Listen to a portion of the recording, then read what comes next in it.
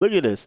In a world where like at some point we're probably gonna get Secret Wars, we're getting the Armor Wars. I don't even know what I that don't is. even know what With that is. War Yeah. Machine, dog. War Machine as the lead character. The description provided by Feige is explain what happens when his tech falls into the wrong hands. Uh-oh. I can tell you what happens. You get a mirror match. That's what it sounds like. The armor war sounds like an Iron Man suit war. At The least mech Robotech begins. The at mech least they not wars. hiding it, but I'm like, didn't we already get Iron Man 1 and 2?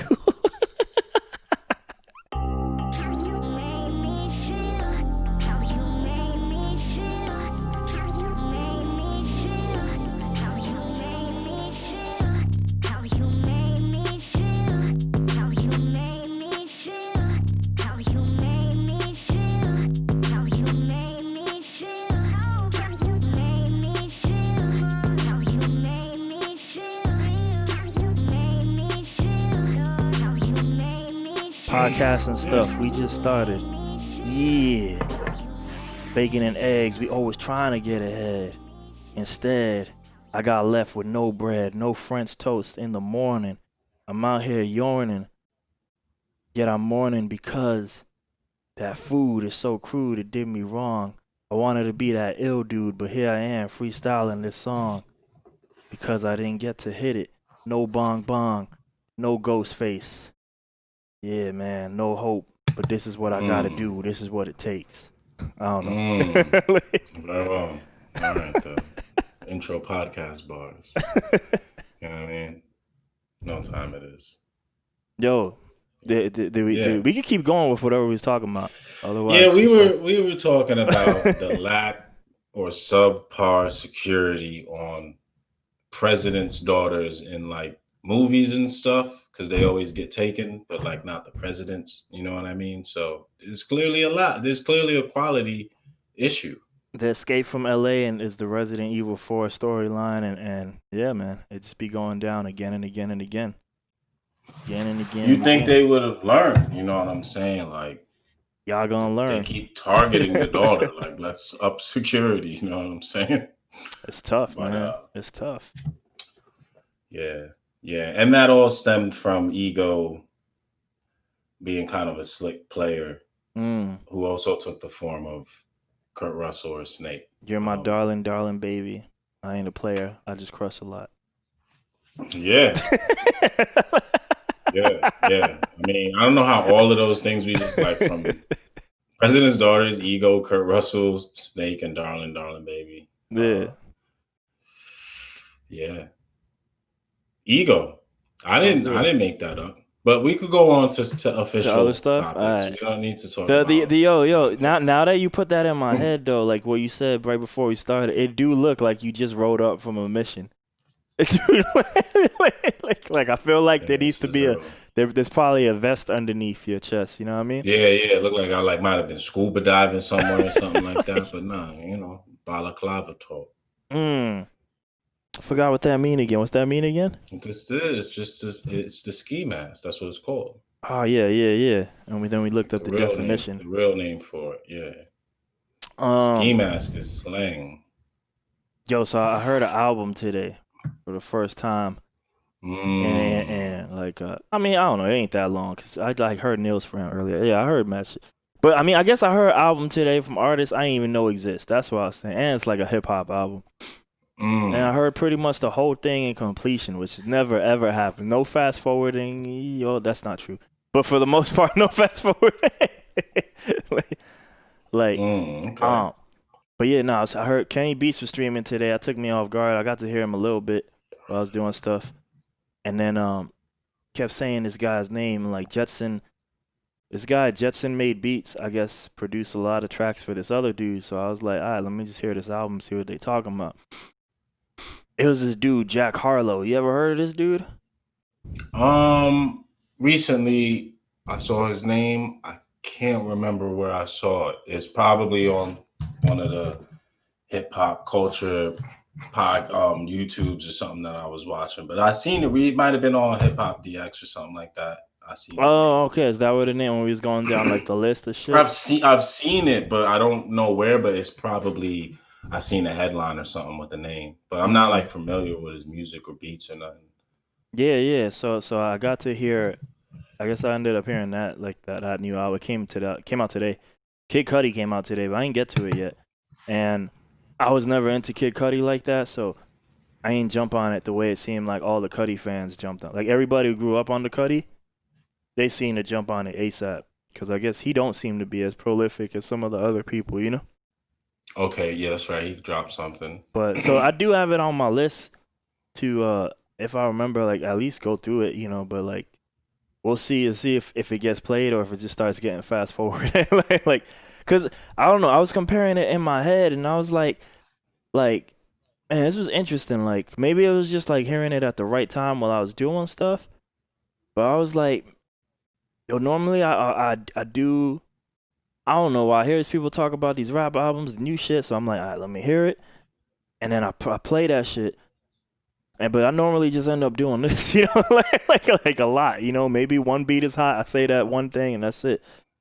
I didn't do that too much, but I was like, man, like I kind of like I heard it a few songs though. To be fair, like if those songs, I don't even play music like that, like the go to the likes and hit random or nothing. But like if I did, I'm like I don't know if I would maybe unheart some songs later because I don't know if I ever want to hear stuff again.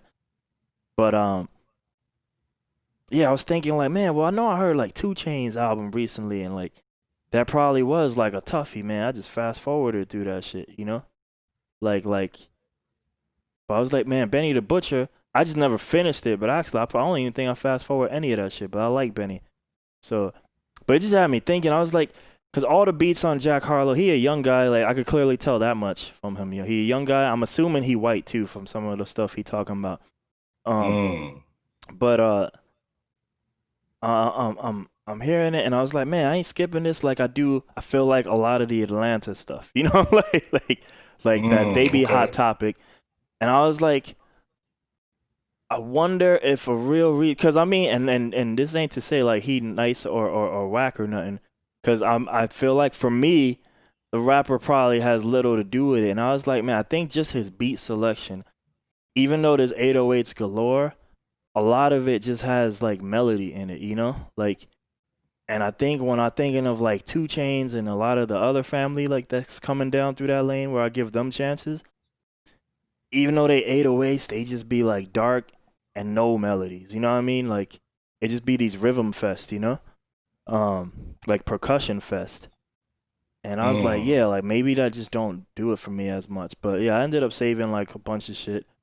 Um, it was pretty good. Like I don't know if you need to hear it because I know bars like hearing Corrupt. I'm still making my way through Corrupt and Talib podcast, but yeah, Corrupt like words first for everything, like songs, like singers and all Salute that shit. Corrupt. I yeah, mean, salute to Corrupt. yeah, like I ain't like that no more. This ain't New York Abe, you know. So, um, because honestly, like if I had to judge him as MC, part of me started doing that too. Then doing the MC, and I'm like, you know, he sound like a very capable human being.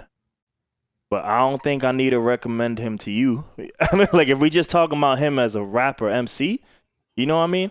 Like no beats aside, music aside, none of that. If it's just the lyrics and the bars, like it all sound very human. Um, Mm. and it feels like there's two topic subject matters. Maybe occasionally some of the stuff I like, which is just real life, and then you know I guess because he's a rapper and you have to, you're gonna get your rap card pulled if you don't make a certain quota of these songs. Various ways of fucking bitches, you know, and treating Mm. women like shit or Mm. some shit, you know. So you gotta fill that quota if you want to be a pop rapper, because yeah, there's a lot of features who famous people on here. Lil Baby was on here, The Baby was on here. Um, I mean to be fair, like 3 of these names showed up on the remix. So The Baby, Tory Lanez, and what's his name?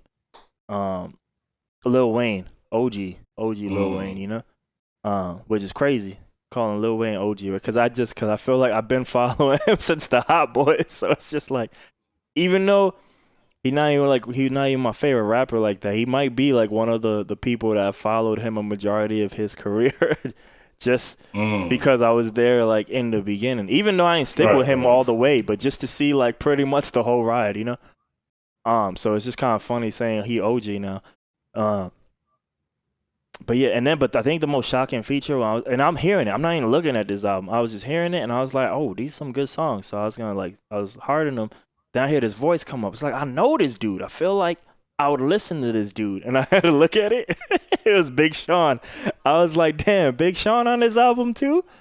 I was like, this guy got all the features, man. This guy. Okay.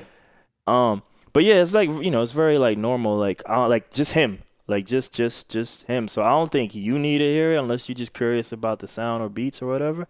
Probably not. But yeah. See, when it comes to beats, yeah, I might even like those beats, but there's certain beats, probably because I mostly listen to rap and hip hop, that they sound like they're meant to be rapped over, right? But it's not for every producer. So I would say Click and Soul or Creme and Pete Rock are definitely hip hop producers, but some of their beats, who else is it? Man, Ninth Wonder. I could just rock and listen to the background, but some beats, and you probably think about those dudes' sound profile. Some beats is probably a bias from hearing them in rap, like it needs somebody to be rapping on it. So with that being said, if I can't listen to it or I feel like I would want to hear someone over it, now your words have to be good. So this is why I don't, you know what I'm saying? Like I don't know. But some beats I could just listen to and just like the beat and without anybody on it and just listen to it standalone. But if it's not a beat that I can listen to standalone and you're talking trash, then I probably don't give a fuck how dope the beat is. I probably, if it's dope and it's something to me that I would want to listen to, that I'd probably just want the instrumental for it. Know what I'm saying? Yeah. Messing up a perfectly good beat with garbage, garbling nonsense over it. Know what I mean? Yeah. So I don't know. I was surprised by that. Like it's always there's too much because there's too many new people to keep. There's too much people. There's always gonna be new people coming out, as we keep moving forward. So I don't know how long I'm gonna keep checking out stuff because same thing. Like I think a few weeks ago, the week that girl's album came out, Meg Thee Stallion. I never even got around to hearing her album, but like I would just give things like even if it's just a skim listen, yo. But I was like, yo, it's too much shit, yo. Like. I get like checking shit, but I was like, just seeing what's going on today. But I was like, I don't know, man. I don't know if I got like, I don't know. I feel like it's just too much. And I told you before my response to things, yo, it was too much shit. I was like, yo, I don't even think I want to check nothing no more. Like I'm good. You know what I mean? I'm good. Like, cause I'm like, just check for stuff that you like. Like I wouldn't even check for this dude. You know what I'm saying? Like. If he popped up on my radar, it's probably unlikely. So to be fair, I didn't know who Jack Harlow was, so I checked because I know Jetson. I know Jetson made beats, You listen to music for different reasons. Yeah. I'm just saying. And they kept priming Jetson up on his album, like he might as well have been like an EP on it. And then they said this was the thing. They said, yo, there's a choir on the album, and the choir did his tag, and I was like, all right, I want to hear a choir sing someone's tag because that shit just sound funny. Right. And they did. They sang his tag. Since the new release thing, like on the first page of Spotify, it just has the row. It's not like I don't even know if there's just a new release. Yeah. We were trying to figure this out before, but those anyway, are the first 5. Those are the first 5 or 6 of the new release thing. If you don't click into the deep, yeah. I don't even know where you click. This is not intuitive. This is like bad UI that you can't just click the new release part. That shit, Spotify shit is hidden. Yo, I dare you right now, and I know you're not gonna find it. I dare you to find your play history on Spotify. Yeah, no. Why is that so hard to find? Play history, dog. Just why can't I see what I'm listening? You know what? You can't even really do it on the phone, which is crazy because we in a mobile world. Why can't I see my play history? You have to do some cheat hack. And you can sort of see what you played from prior playlists. It was crazy. I just want to see what I played in my play history. Why can't I do that? So, I was doing that last night. I thought about bringing this up as a topic weeks ago, but I was like, man, this sounds like some Abe shit. It don't really sound like some shit to talk about with you, but there's a band I really like, and like you were saying, like sometimes I was like, man, I don't even know if I want to be hearing all this hip hop shit, cause just every now and then, just the subject matter, you know. Um, so I was hearing this band Frost, and I was all hyped over this new release, but then I was disappointed because I was like, yo, they new release, they just remastered their whole catalog, and I was like, ah, damn it, like, none of this shit's new, because they don't really drop music like that, because their original music is like kind of like they shit, but they make their real money being musicians, but you know, doing pop music for other people, you know, like just doing shit for other people. So they dropped shit, but they remastered the whole thing. So I was skimming through, and then they had a B-side album, and that's technically the quote unquote new album. So that one's kind of cool. But I was hearing, like, I was A-Bing the OG song versus the new remaster, because I was like, I swear 99% of the time I hate remasters, because they always mix it like today, and I'm like, except for the fact that maybe it's louder, which for stuff from maybe depending on what genre, but like I would say almost like 95 and below, some that kind of can help, you know, because sometimes you gotta turn the volume. So anything from 1995 and you get lower and lower. But yo, like most of this music came out post 2000. I was like, yo, why are we remastering this shit, yo? And then if you're gonna remaster it. A lot of times they remix it and master it. So I'm hearing this shit and I'm like, I ain't at the level of whoever they hired, but I was like, man, this sound like like how I would mix this shit. It just sound loud as fuck. Like I feel like my ears would get fatigued. Like, and cause they making everything fucking loud and they bringing everything fucking up, and I'm like, I hate this shit. And then like Spotify, especially if you're listening to an OG artist, Spotify almost all the time is gonna favor the new version instead of the old version of whatever. Like Megadeth's a great example of this. So it'd be hard for me sometimes to find the original, because sometimes, and the number one real reason why I hate this, Megadeth's the best example, is sometimes this music is so old, and you know, maybe I don't know who was saving the records back in the day, but like the masters. But sometimes they go back, yo, wouldn't it be dope to 85th anniversary, like remix all your shit, like, which is normally what happens with everybody who's famous. They like, yeah, they check the masters, like maybe let's say a song is like 25 tracks, like, yo, we missing 3, like fuck it, do it anyway, you know. And I'm like, so now I hear the re-release that I'm kind of forced to hear, and I'm like, yo, where's the thing that goes, you know, bam, bam, bam? Like, we lost it. Or worse, like maybe it's like George Lucas. Like I ain't really want that there. And now that I'm doing it again, I don't want. But it's like, but that's the one I spent most of my life hearing. I want that shit. Now you changing the song, like, you know what I'm saying?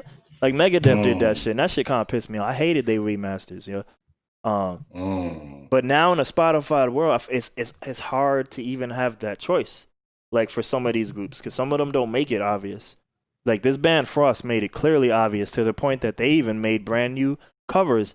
Most of the rappers or like normal pop music, most of them, the rock bands, they honestly just release it, call it remaster, and they don't even count it as a new release. They just sometimes have it replace the old one, and that shit kind of like pissed me off, because at least you have a choice. It's nice to at least have a choice, but But yeah, I don't know. That was my sound guy rant. Yeah. But that sound like a problem. That's why I didn't bring it up last time. the new releases, yeah, it's kind of tailored to what you listen to though. So I don't see, like, the new releases is showing. I know other stuff came out from other places, but it's not even on my new releases. So of my new releases, like I have Rock Marciano, Boldy James, Pete Rock. You in the real playlist, or are you just in that top 5 carousel? That top 5. Click on the real playlist. See what else is there. I don't know. Where do you get to the real playlist again? Since it's Friday, it might even be on the front. But if not, new releases, I see it. Browse. Yeah, all right. Taylor Swift. Wait, did they recommend you Taylor Swift? Did they recommend you Taylor Swift? No, this is just new. No, I'm at the main page. It's just browse new releases. So it's just random. Like some of this stuff don't ever pop up on my algorithm at all. So this is just like Taylor Swift is on here. Taylor Swift? It's new albums and singles. So Kid Cudi's here, Jack Harlow's here. A bunch of people I don't necessarily know. Wait, they Chanel, recommending you Jack Harlow? they're not recommending me this. Wait, so what are you reading? Now I'm curious. This is what I was trying to say. Yeah. None of the shit on this new release page is on my new release thing. My new release thing actually, the highlighted one, that 5 to 10, it actually reflects like about what I listen to. Sometimes it shows me new people that I've never heard of before, but they seem to be in the realm of the type of like hip hop I listen to. Sometimes I get some of the big joints in it, and maybe it's because I don't know. Sometimes it shows me those, but the Kid Cudi joint wasn't in there. The Jack Harlow thing wasn't in there. I ain't get recommended no Kid Cudi, but dropped something. Kid Cudi got an ad, so my guess is that might be why. He was on top. I don't know if he came on. Did he come on top for you on the banner ad, Kid Cudi? Let me go there. Like just the homepage banner ad? Nah, I don't have a banner on home. There's nothing being advertised on mine. Really? Damn. Yeah. You ain't worth it. You ain't worth it. They know not to waste. They use the AI. I don't click that shit. Don't send it to him. Do you but yeah, the long way to do it on other days that aren't Friday, if you go to Made for You and scroll all the way to the bottom, that's how you get the new releases. What the hell is Made for You? It should be in the left. You in the app, right? You're not on the website. You in the app? Yeah, I'm in the app. It should be in the upper left corner. You see it, Made for You? Somewhere around your playlist or some shit. Oh, I know what you're talking about. Where is this shit? You see that or? No, see this shit? I'm telling you, this. I'm gonna open up my Mac just because I know you on the Spotify Apple one. Yeah, like your library. It's the first thing. Oh, yeah, you're right. I just wasn't scrolled all the way up. It's right above recently. You might have a lot of playlists. I was like, where is it? Yeah, nah. You might have a lot of playlists. Made for You. And then you scroll all the way to the bottom, and it's it's in the middle. It's in Discover New Music, Release Radar. Release Radar. Yeah. Oh, that's right. This is what I was saying. I couldn't remember how to get here. This is just the list. The other joint I went to, if you go to Browse and go to Browse right below Home, and then go to New Releases, there's a tab. That's where I went.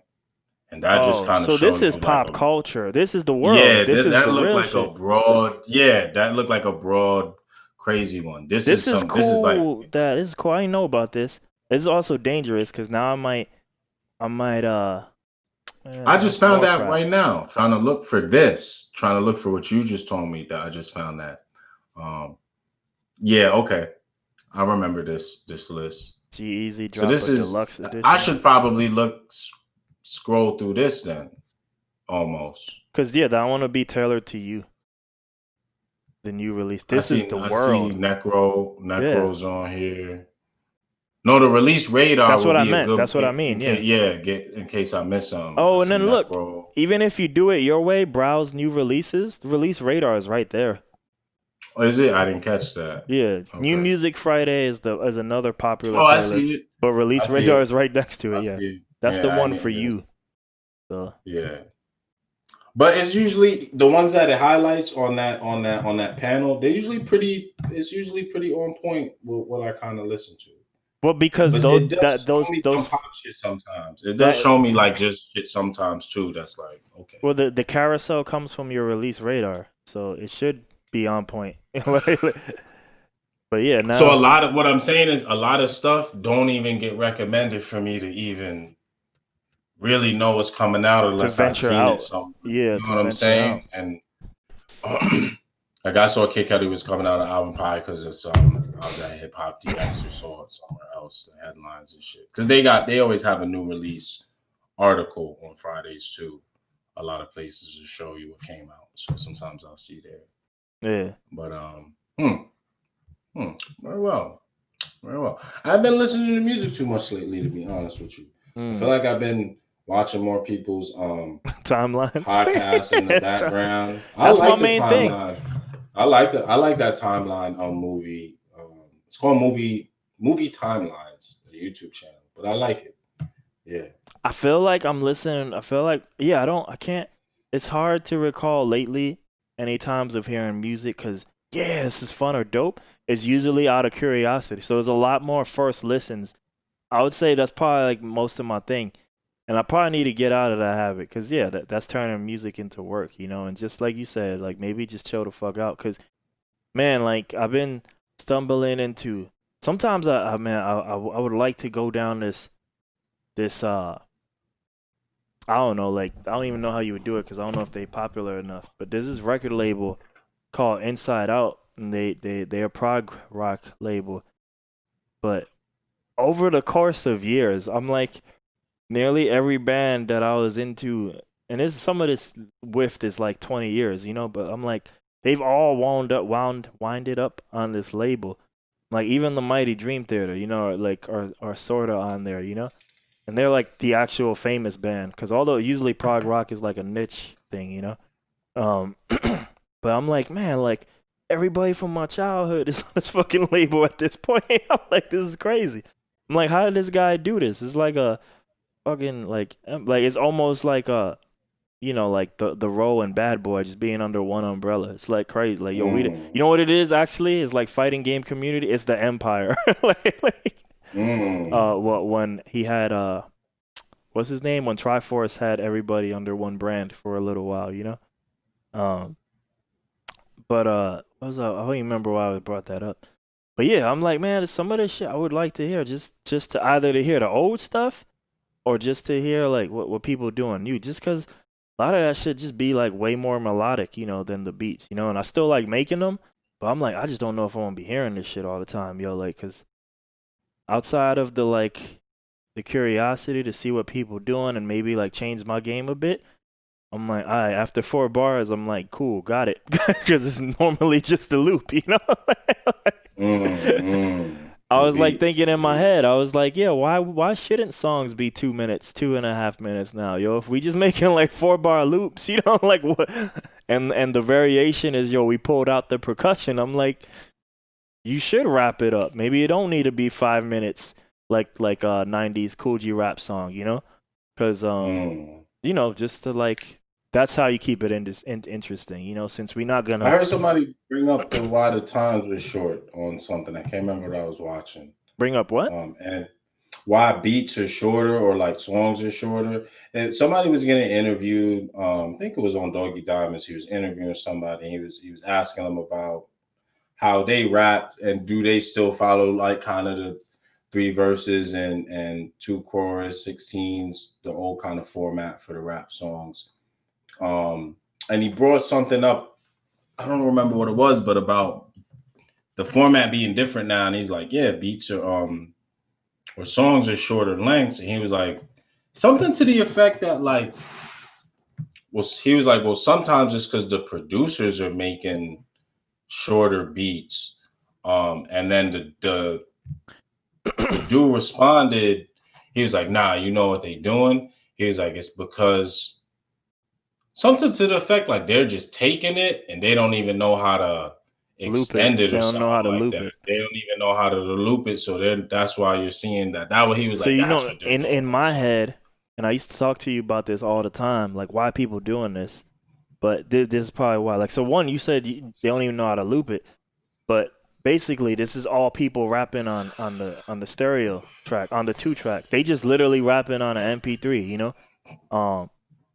Versus like, you know how we joke about Kendrick Lamar and Eminem, like, yo, I want you for a feature. You do? Well, let me hear this. I'm gonna need some violins here. I'm gonna need this, you know, like, you know where the beats be flipping for both of them, you know,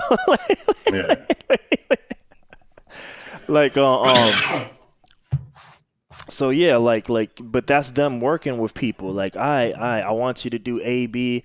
You know, maybe do this here. You know, hearing the Corrupt stories. You know, they were doing that with him in the reverse way, where Corrupt would be going to rap and like either Snoop or Dre would tell him. So it's like people working with people. Maybe in this world, even before COVID, where we're just an email world. You know, here's your beat.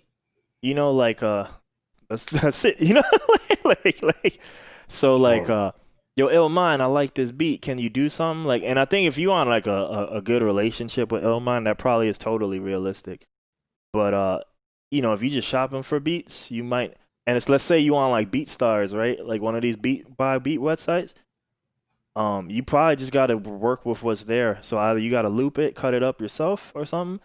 Which the stereotype of the rapper is that, you know, doing this stuff is hard. That's why they buy beats. Even the limited one, even though all you're doing is just redoing your vocals, like a lot of them times is, you know, they don't really know, right? I'm sure Duke could probably go more on that, you know, like because he recorded a lot of people, you know. But yeah, that's probably it. Like they probably at the low level, and then at a certain point, I bet you with all these mixtapes, I bet you there was just a feedback loop, you know. So you keeping your ear to the streets, and you see these other people. That probably became the different thing, and then now we just like filling up into itself. Because I see the way Illmind produce, and I'm like, he's probably just seeing like, yo, this is what the clients want. I'm gonna just keep doing more of this shit. You know what I mean? I ain't trying to game change at this point, you know. Right. So. Yeah, I've been listening to game beats and piano, all that kind of stuff, old classical piano. I was hearing, I heard. And game beats and like video game beats. You know what? Video game beats are almost more motivating than the games themselves to play games. I don't know. It's just because of hearing it. But like that actually makes me want to play the game. I was sitting here, I'm like, I gotta turn off this Chrono Trigger shit. Like I feel like I need to make you play it. Get my team. I need to be training right now. You know what I mean, you probably gotta go to the forest. I feel like I have to go to the forest, especially Chrono Trigger, because you actually play that shit. You actually play that shit. So it's I was not a random like, one. These beats be making me want to play these games. I heard your piano music from 2 weeks ago. I just heard that earlier this week, and I was like, man, I ain't like that shit. Like, I ain't hate it though, but it just felt normal for me for what I'm into for piano. But I got this video game beat that I'm probably gonna use in the future beat battle. I ain't never heard the game in my life. I'm trying to pull it up right now. Star Tropics Cave, if you want to hear it. Star Tropics Cave theme. If you type that up, you can hear it. Let me hear it. If it's not cool, if it's not something I could like get into flowing. 1990. It can't be too no, crazy. I don't know if it's good for you for your flow stuff. I'm just saying it's cool. I'm just saying that Star Tropics is the game, and then Cave theme, the Cave theme. But yeah, that shit sounded hard. I was like, yo, we pulling that. We pulling that. Yeah, there's no way I'm doing work. Yeah. I ain't saying this is for the flow. Absolutely not. I go mad. I ain't saying I start jumping in my room like this with my arm up. You know what I mean?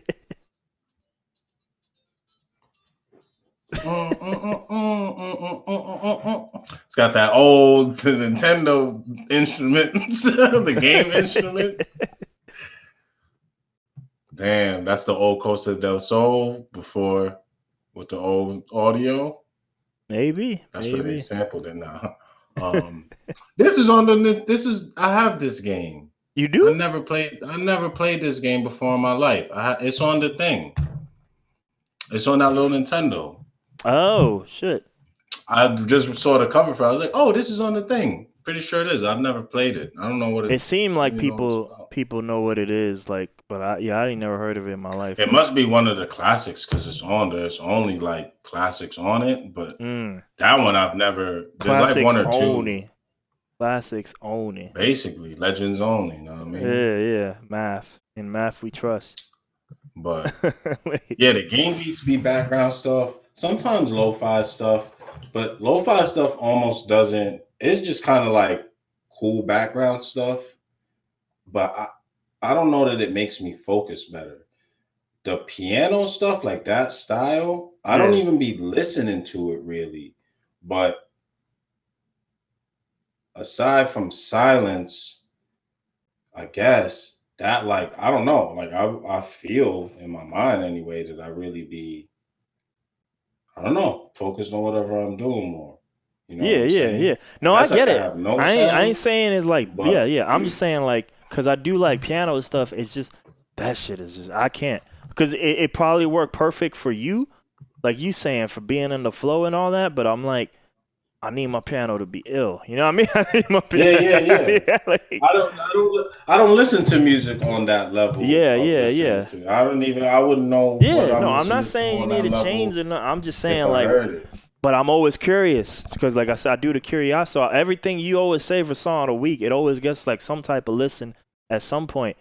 But I'm like, yeah, because I'm looking to add like piano game, like if it's out there. But I'm like, ooh, this ain't the game. I'm gonna keep it moving.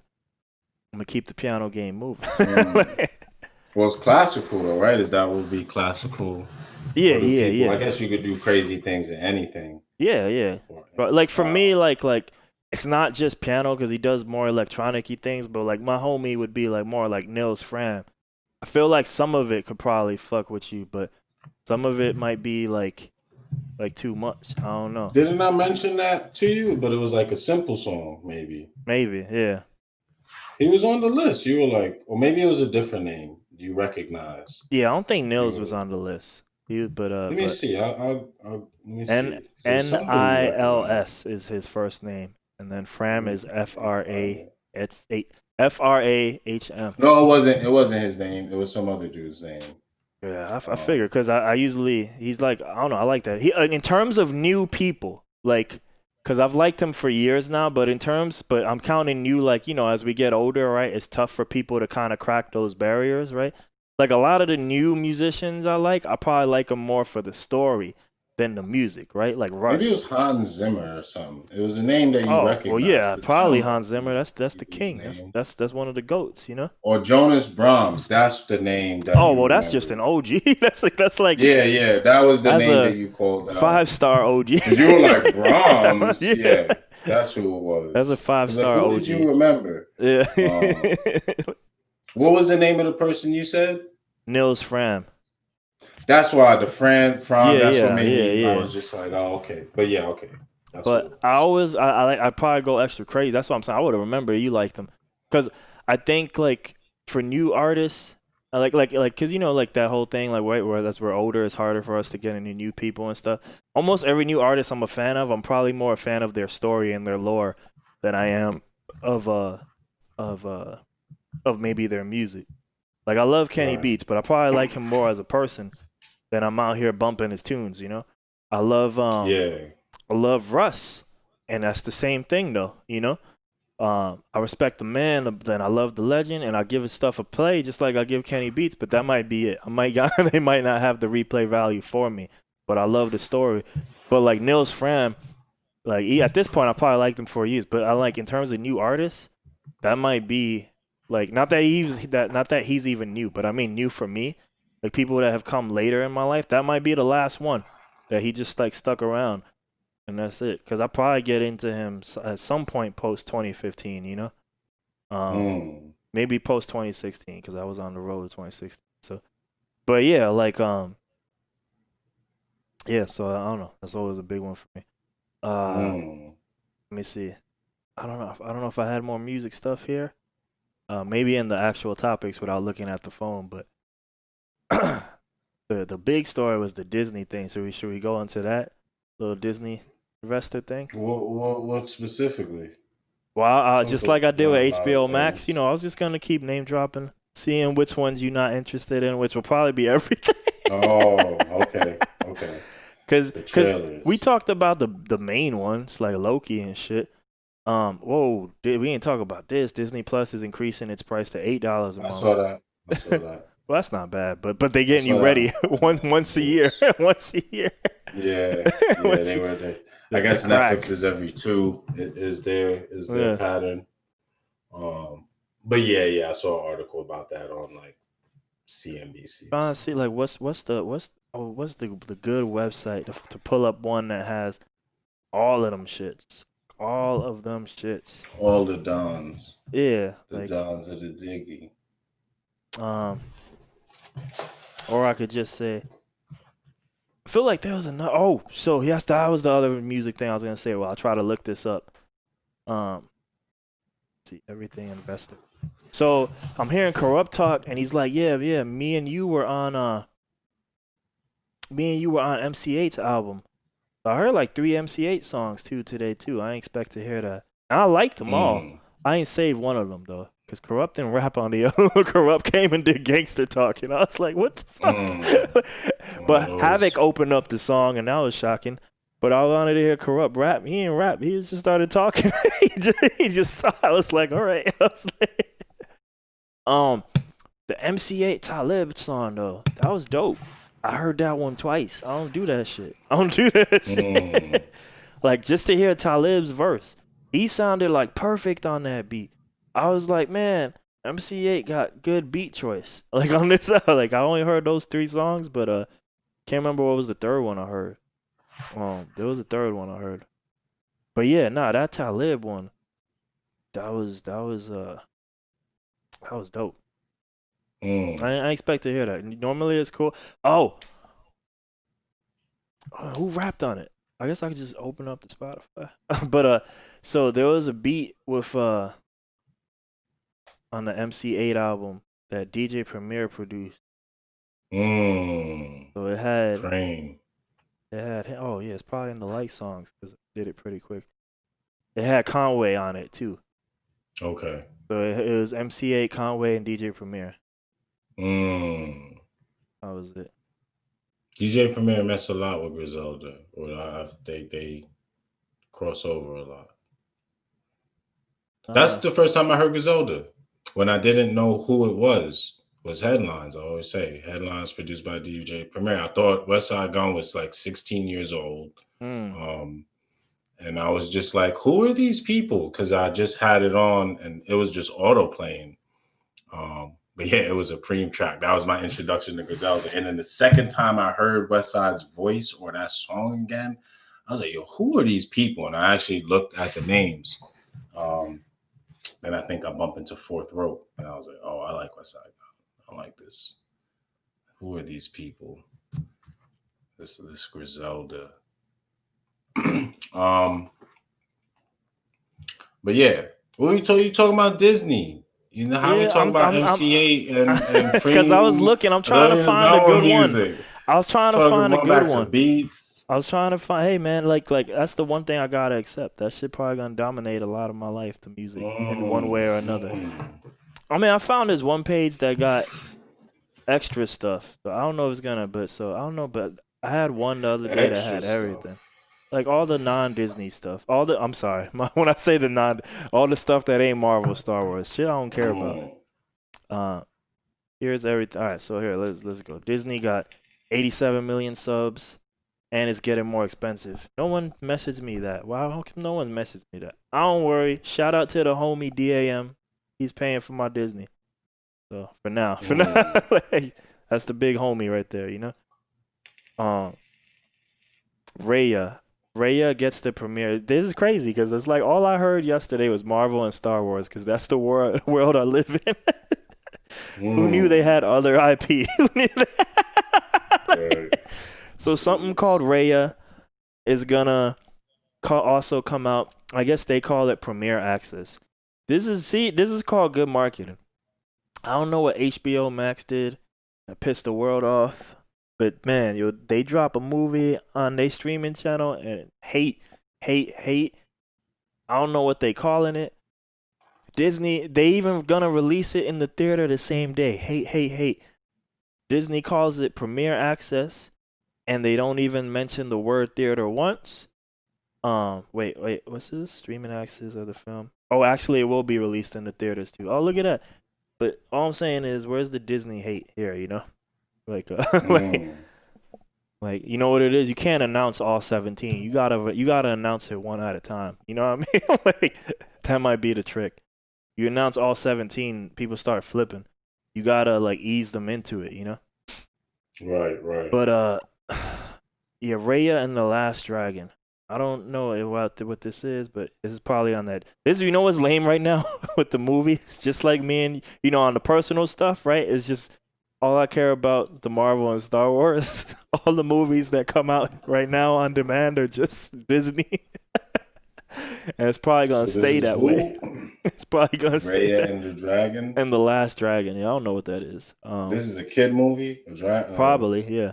Okay. Every movie that's come out on Disney that was supposed to be a theater, but came out to the app, like not beyond Mulan, just ones they put on the app straight up. Because there's a few. I believe almost all of them were probably meant for kids.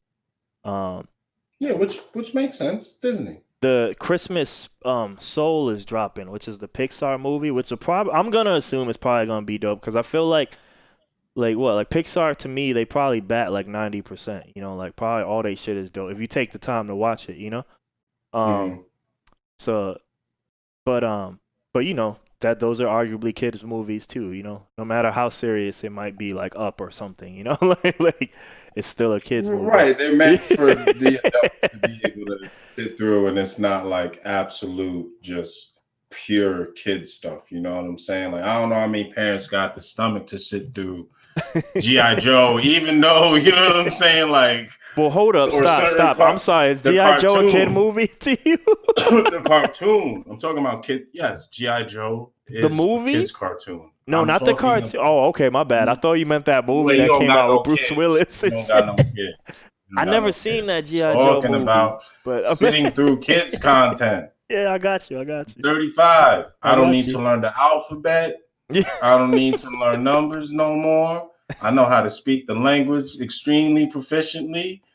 So a lot of it is like a bunch of stuff just not necessarily for you. From educational to entertainment. It's like, you know, unless it is X-Men, which I'm fine watching. A lot of people, you know, I don't know if they, you know, trying to rewatch what happened to Jubilee episode 1 and see none of that stuff. So these movies, an adult, like the average person or whoever, could probably sit through it. You know what I mean? And like they could watch it too as a regular movie while their kid is still getting it. The kid side of it. You know what I'm saying? Is that the hack? Like is that the real secret to Pixar's success that I just never noticed? I always thought that was the intention, is that it's a family friendly movie. Family meaning not just kids. Like no, I get it, but I feel like I think the term on a macro level, right? Like general, I think family friendly always meant kids. But I wonder, like on Pixar's inception, if that was like a goal. Like, what if we actually could make a movie that serves both purposes? That it makes the adults like it on whatever level for the mind, but also the kids like it because Woody's doing funny shit and Buzz Lightyear is doing cool shit too, you know? Like, I wonder if that was an active thought in the inception of Pixar. Like, if every movie has to nail these things. It can't just be kid shit, you know. It needs to be some real storyline going in here, you know. Right, and it'll reach a broader audience. Like Toy Story is just super popular. I didn't see Toy Story when it came out. Like when we were actually younger, I didn't watch Pixar movies. I didn't watch none of them movies at all. You didn't see Toy Story, Brand? Yo, no. In recent time, yes, I've seen all. I could break down the whole Toy Story. I meant during our time. No, I didn't see not one of the Toy Story movies. I remember it being popular back then. I remember it being a big thing. Shrek. I had never seen Shrek. Never saw that until having a kid. Never saw Shrek. I heard people talk. I haven't seen Shrek either, to be honest. But is that Pixar? Is that Pixar? No, it's not. But it's in the realm of, you know what I'm saying, those kind of movies. I don't think it's Pixar. I'm pretty sure it's not. It's something about doing those movies where like you end up retiring because you make so much money, right? Like I feel like Mike Myers, right? What's his name? The actor? Mike Myers is the horror guy, or is that his name? That's his name too? That's also Austin Powers. Okay. Yeah, so I feel like we never got nothing from that dude, nothing serious after that, and I feel like Eddie Murphy did a similar thing too. Like once he got that donkey money, right. I'm good, brother. I'm good. Right. And there's other family-friendly movies, I never watched none of the. What's another early Pixar movie that came out? I can't even. Toy Story 2. Think of the timeline. There's probably another. There's probably something better than that. There's probably some other ones I can't think of right now that came out. Yeah, I'm trying to think of like the first ones, like way before Disney. Honestly, beyond Toy Story, I don't know.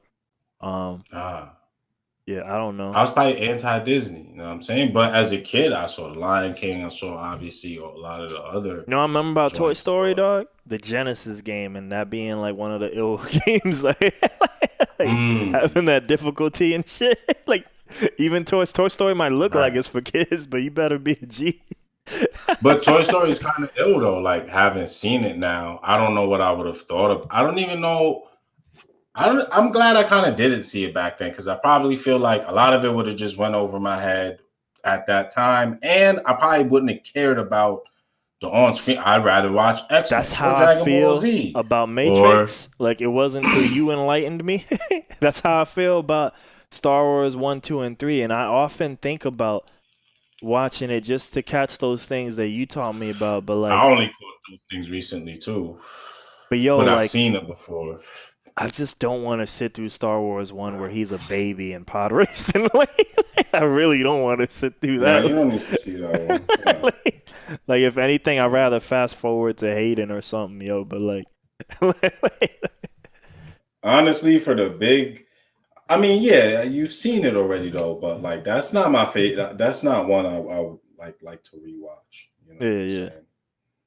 Because Orion watches some of them. I don't know that Star Wars is super for kids. Like depending on the age, they do decapitate Several people. Senator Dooku. You know what I'm saying? Like there's some ill stuff going on there. But I don't know, right? Like, it's just I don't know. This kid friendly. You know what I'm saying? Nazi shit going on. I don't know.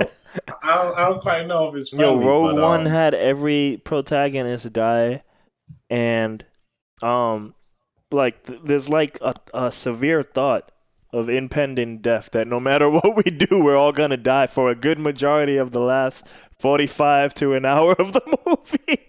Like it's just I know. it's all these people just going into battle. Like we know no matter what we do, we're gonna die. So let's just try to do the mission. You know, like everybody. Right. And again, Star Wars isn't for 4-year-olds. He liked the little space scenes I let him watch. Oh, and then by the way, there's that Darth Vader scene at the end where he murders everybody. Star Wars is for like young adults. You know what I'm saying? Like that's our Twilight. That's our Twilight. No, it is.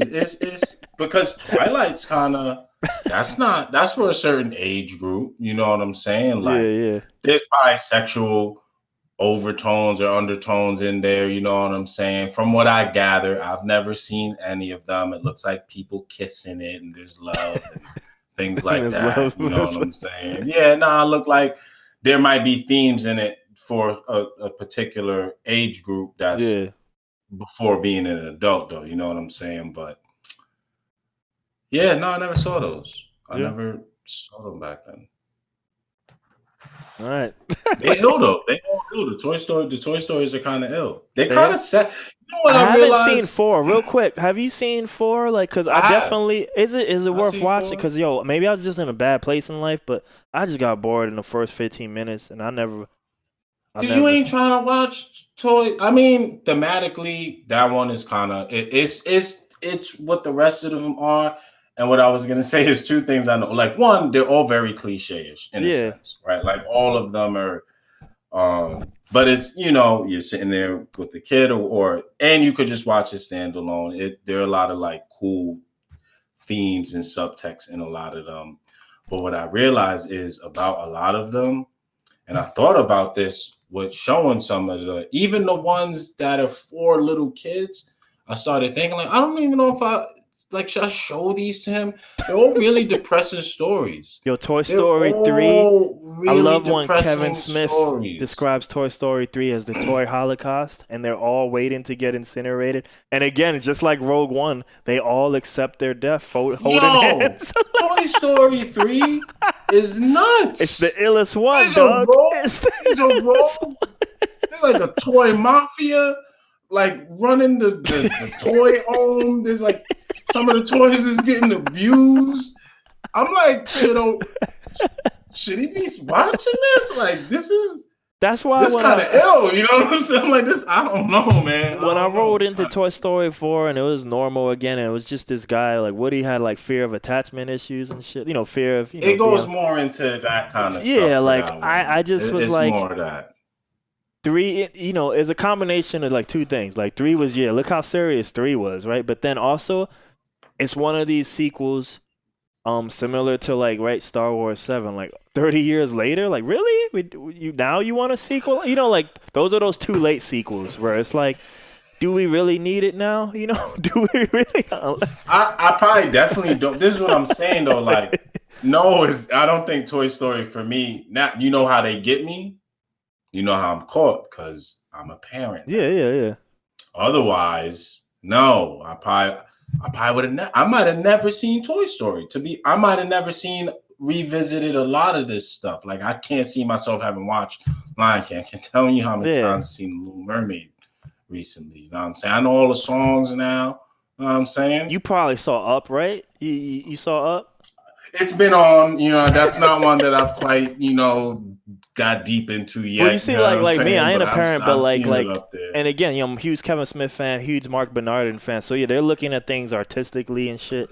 They are parents, but they're looking at things artistically, so they be liking things for like writing and other stuff. So I hear them sometimes describe stuff, and they make shit sound super awesome. So that's how I ended up seeing Up, because I just thought that when they described it, like sometimes, man, that's hear the balloon. That's the balloon one? Yo, okay, sometimes when I hear like I guess they didn't make that movie, but sometimes they can sell it like they're pitching it almost. And when I heard just the idea, like, yo, so you got this main character, like you watching the movie Blind, right? You got this main character, right? He meets, I guess, the love of his life. Like, probably, like, I don't even know if you want to call it high school, because it's probably like neighborhood sweetheart, right? Because I think the girl, he meets her right away, right? And so they grow up and they have a nice long life together. And it's like within the first 5 minutes, he's 80 years old and his wife died. Movie starts and I'm like, yo, shit, we started. That's the movie. Wow, way to introduce trauma to my to your kid, right? But that's what I was saying. Like when I heard that, I was like, yo, I looked that up and I saw this old man with balloons. When you see in random trailer, I probably never saw the trailer from zero to start because I don't care. Like you said, Pixar is not what I'm looking for. But when I heard them describe it like that, I was like, "Yo, this sound intense as fuck. This is heavy. This like look, so." And I showed want to be answering questions like, "Dad, what metal is Wolverine's claws made of?" Well, son, it's adamantium. But nothing. It can cut through anything. The strongest metal known in the Marvel universe. Son, let me tell you, Wolverine's one tough one. This is like, what happened? What happened, Daddy? Well, son. People die and people get sad and you've got to learn how to, he's like 4 years move on, just like, because he might ask me a question, but I noticed that a lot of them are not just conflicts or struggles between certain things. Fine, a lot of all cartoons are that. G.I. Joe is that. All of them are good guys versus bad guys. G.I. Joe right next to Up, right next to Up. Down to Tom and Jerry and Bugs Bunny versus Elmer Fudd. Conflict is just in the mix of a lot of the cartoons we watch. Not all, but a lot of them. Or dilemmas, because to be fair, a lot of kids shows are supposed to be educational. So even when it could be about sharing, right? Like it could be kind of a stuff. But these are like heavy themes. Like Dory. I'm like, what? And again, it's that part of the movie is for me because he don't understand that. It's just fish talking or whatever. Yeah. But nonetheless, I'm kind of like, on one hand, I guess it's cool because it keeps me there. But I'm like, man, this is still kids. Like this is still he's still watching it too. And kids aren't dumb, so yeah. Some of the things are being picked up, but I'm like, even if it just goes to the subconscious, he's still getting. I don't know if some sort of, and in the end, it's always a happy ending, right? Yeah. So I suppose that's kind of good, but that's contextual. I know that, right? Like growing up, taking that in, like you're talking about subconsciously and just taking it in. It's like there's a lot of tragedy. Not that X-Men's any better now that I think about it, but it's certainly cooler. And like, you know what I'm saying? Like I don't know, but like, you know what? X-Men is for later. It's probably for older kids too. But The Little Mermaid, The Lion King, they're all treacherous, terrible. Yo, Scarred. Yo, his dad gets clapped. Killed. That's literally. This sets his brother up. That's a street story. That's a street story. To kill the kid. that's hip hop right there. That's a hip hop story. Take over, run a dirty kingdom, like wow, yeah, son, the Lion King, man. Circle of life. Stay paying attention to the positive parts. Don't be like Scar. You know what other Pixar? I don't remember the theme, but you know what other Pixar movie is hard? Another family thing like Coco. Coco's hard Yeah, too. nah, that one sounds crazy. That shit is crazy. Like, but There's yeah, one like called Inside Out. I'm pretty I don't sure even it's know what that is. I Pixar never heard of or that. Disney. Yeah. Let me double check because there's other people doing these 3D movies, but I want to make sure. Yeah, Disney does their own too. Like the Zootopia is a Disney one, I believe. Is Disney Pixar Inside Out. He really likes this one. I gotta and look it's that kind up of because cool. I don't even have an idea in my head. I gotta look it up. It's a cool story. The concept of it is it follows a girl, but the characters are her emotions in her head. So it introduces like I heard about there's this. a character that's you joy. might have told there's me one about this. Anger. Yeah. Nah, I don't think I did. Well, then maybe anger. Kevin Smith said it or something, but I've heard about this. Yeah. It's like fear, anger, disgust, joy, and sadness. This sounds intense already. This sounds intense. And right. And they're basically in charge of like they're in charge of the emotions. So happiness is always the joy is always trying to drive the ship. And depending on like they're airhead from a baby, they like record memories throughout the day. And they take the form of orbs, and depending on the color, it's reflective of the characters. Like anger is red, so if it's a red orb is created, then that moment or whatever that anger took control, it gets stored as like an angry memory. You know what I'm saying? Yeah, so the joy one is always trying to be in control to create happy memories. So when the day is done, all of the memories go into some place. And she wants them to be as many yellow ones as possible, right? So as the kid is growing up, sadness starts like it's going over like kids growing up. These things are happening in the kid's home, things are changing, and the emotions are changing. So like the sad one ends up changing like an old memory that used to be happy. Change it bad, and there's like core memories. There's like significant life moments that are like different than the regular everyday memories.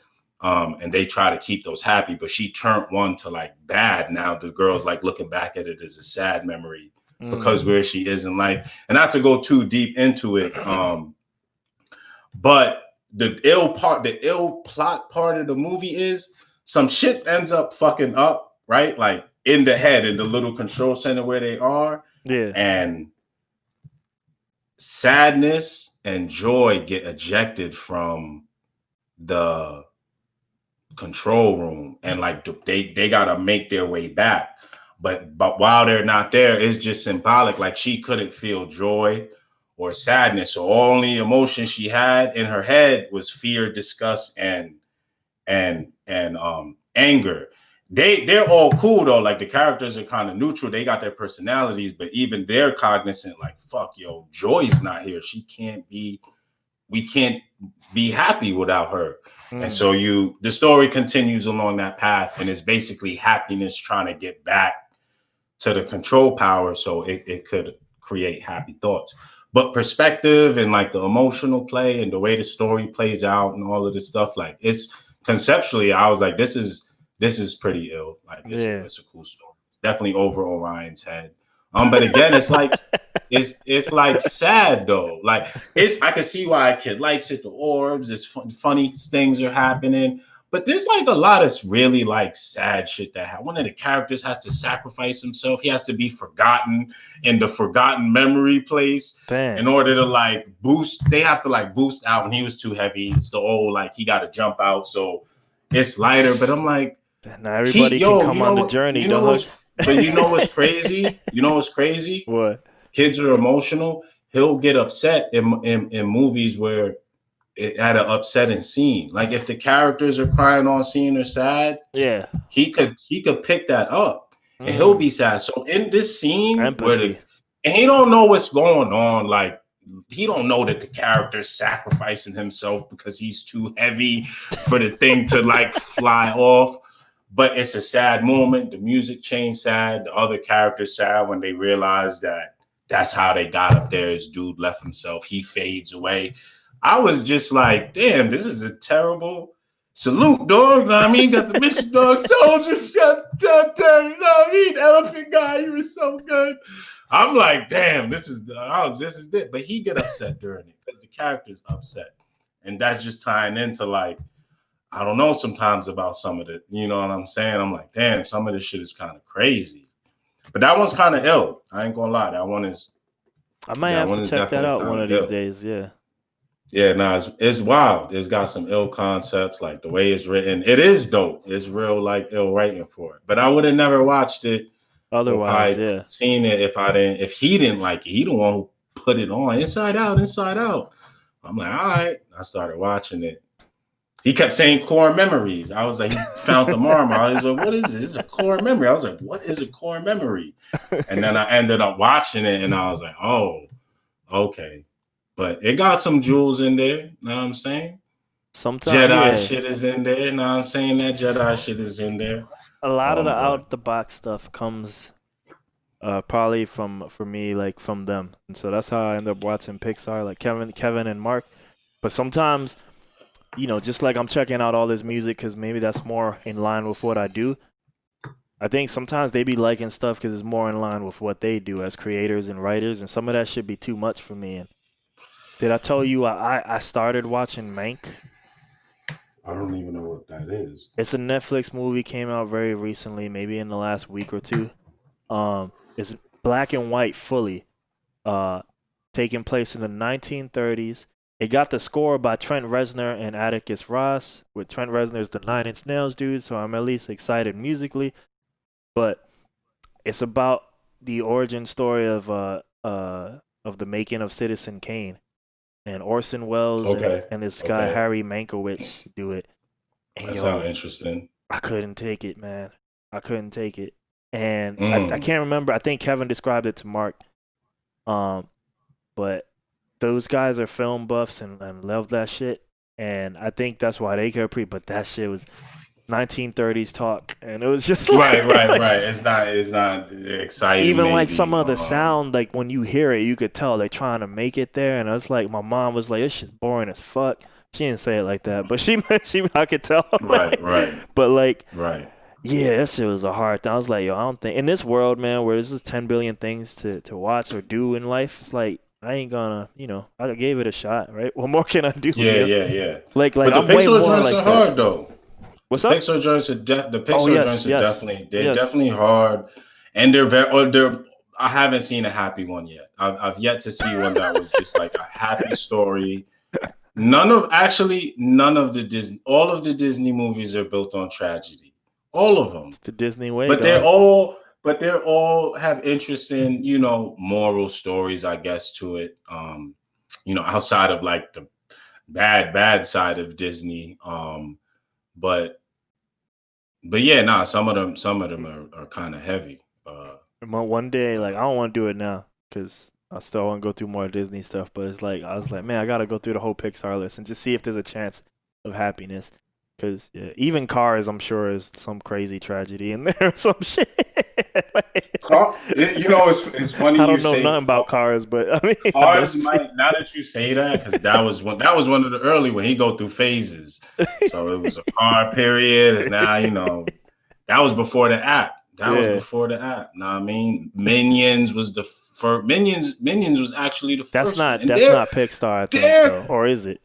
It's it's not. Other company. But that's not good neither. They they seek to work for villains. I'm like, I don't know if this is good. Oh yeah, they're all bad guys. Yeah, they're silly, but I'm like, I don't know if these are good role models for them. Their intentions are bad. Like this is just not good stuff.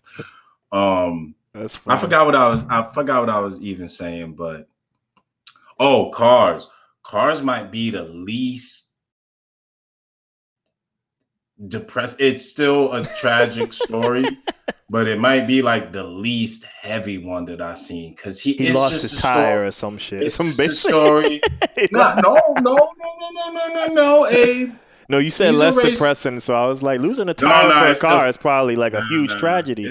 But it's kind of heavy actually. My man lost his engine.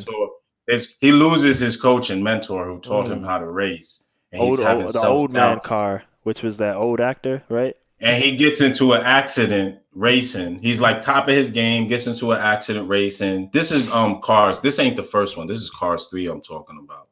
Oh, but it basically it's Cars 3 basically is the transition. That's like right where you're trying to keep up with technology. This is why I say Cars is the least depressing one, because the story arc of that one is just the up and coming athlete. So the first one, he the cocky young dude, and he got to go against the OG and learn those lessons of the young racer. That's how he meets his mentor. Yeah. He think he hot stuff, and this old school dude teach him. The second one is just some like, I don't know, kind of random story. But the third one is like why he getting washed up. A new young buck is coming up, just like Anderson Silva want to keep fighting. Anderson Silva want to keep everybody. Smoking him. He losing the cup, like the whole cup he losing, and he trying to hold on and trying to basically catch up to the dudes. He blows a tire out. He do lose a tire, but that scars his confidence. Now he don't know if he could race again. And that's how his coach went out. His coach had a crash. I'm like, this is kind of fucked up. Like, why? He got battled through depression. His friends got a competition. And they finally, he ends up going to like, it's an interesting story though. They kind of, he get a new manager, a new sponsor that's kind of like want to sell him just for products. He like, yo, you too old for this. Like, we ain't trying to race you, dog. You gonna be rich. We gonna have to sell tires and car stuff with your brand. And he like, nah, I'm the racer still. I still. He like, you getting old. He messed up. Say like, I'm gonna retrain you in this new high tech facility. It's basically like Rocky, and he get a new young trainer, who's a female. And then the thing, female racers will look down. They kind of got a car that's supposed to be, I think, like a black racer. So they even talk about discrimination in racing. And but she was like the female character. Long story short, she the one that really wants to be a racer but didn't have the confidence. So she became a trainer. Here he is at his point in his career. He don't have no confidence. And he's losing his racing ability. And what ends up happening is he tried to go to the old school Rocky, go back to his roots to retrain and get ill again and come back. And when he come back, it's not happened, but he realized that he needs to be he's transitioned to the coach and that she's really the racer, and he ends up putting her into place. And you know what I'm saying? It's kind of like feel good, but at the same time, I'm like, yo, this is a lot of crazy. This is crazy shit going on, but that's enough for the tragedy of Pixar movies. You know what I'm saying? It's just Disney movies in general. Jeez. The struggle, dog. That's funny. At least they end happy. You know what I'm saying? At least they all end happy. Keep going forward, right? That's everything, right? That's life. Yeah, no, there's good choices in it too. It's not all bad. It's just be depressing, but it don't be like bad stuff necessarily happening. Minions is wrong. Minions is bad. Don't show that to your kids. Ain't no moral in that. I'm gonna make a note of that. Future Abe, who has a family. Don't show them minions. They just deviants. There's some stuff there too, but it's mostly deviancy and shit like that. All right, next Disney story. Yeah, let's move. This is the most useless. On Pixar. This is the most useless one for us. SEC football moves to ESPN after 3 decades on CBS. It's coming to ESPN, ABC. Yeah, exactly. Next. Oh, god damn. Windows computer. I'm doing weird zoom in. Noah Hawley's Alien. Fargo mastermind Noah Hawley is in development for new series. I had no idea we were going here, dude.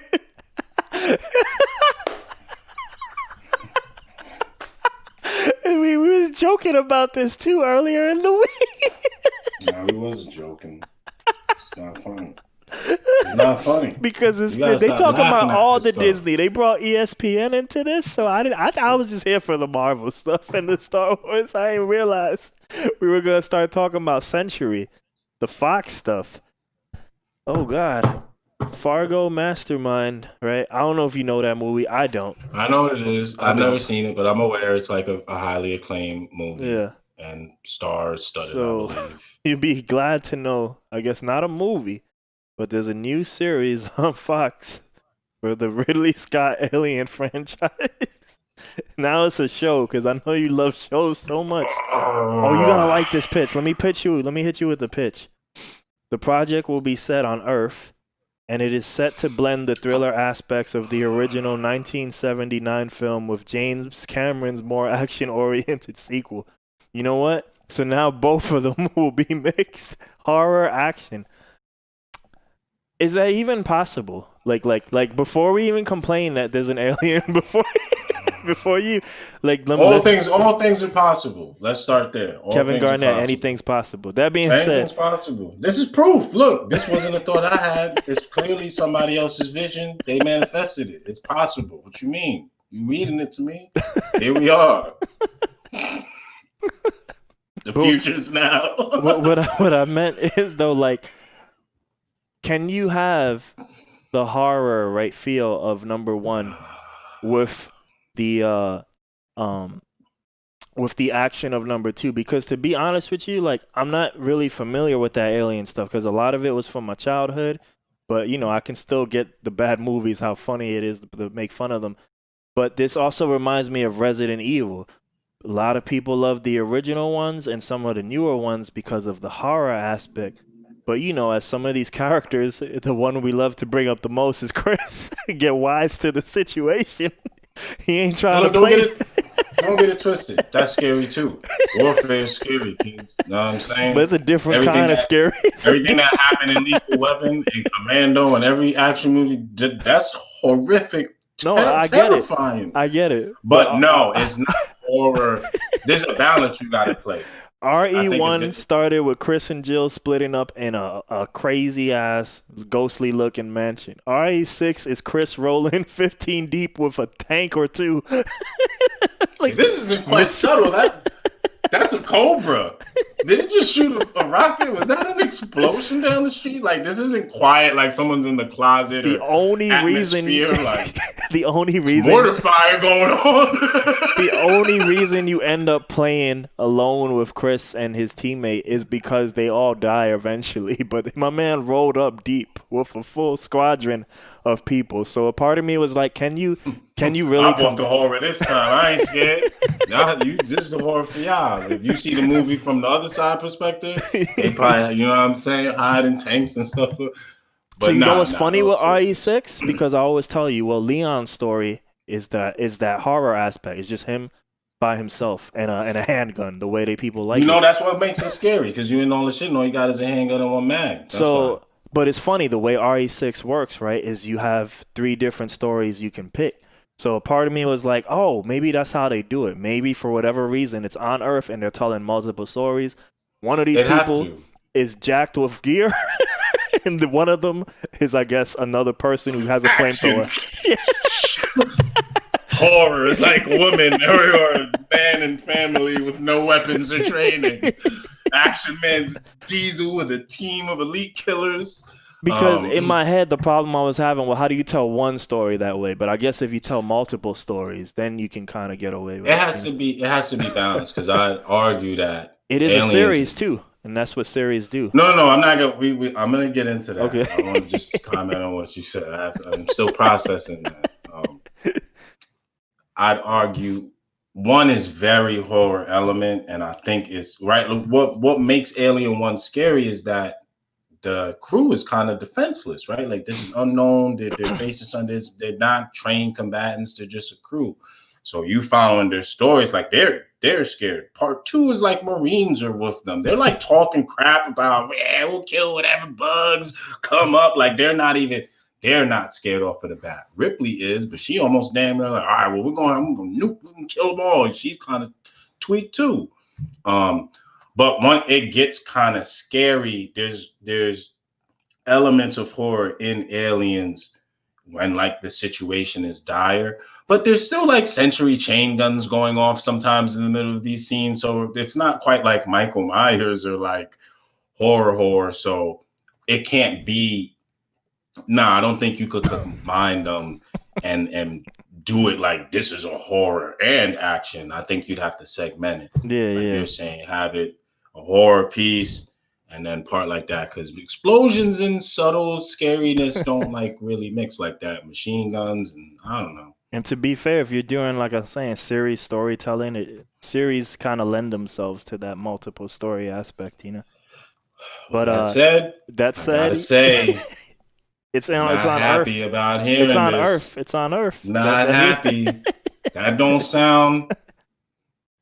sound like Alien 1 and 2 mixed together. Off the bat, you said Earth? The good ones, though. It's the good ones. The good who? The good Alien movies. So it has, that's the ones they sample. No. That's the ones they sampling. What did they sample? The aliens? No, I mean like they're put like the movies they want to be like is movie 1 and 2. So they sampling the good ones though. I want to know what the fuck they sampling, because they said they on Earth. Last time I checked, Joe, them joints was just in space. So yeah.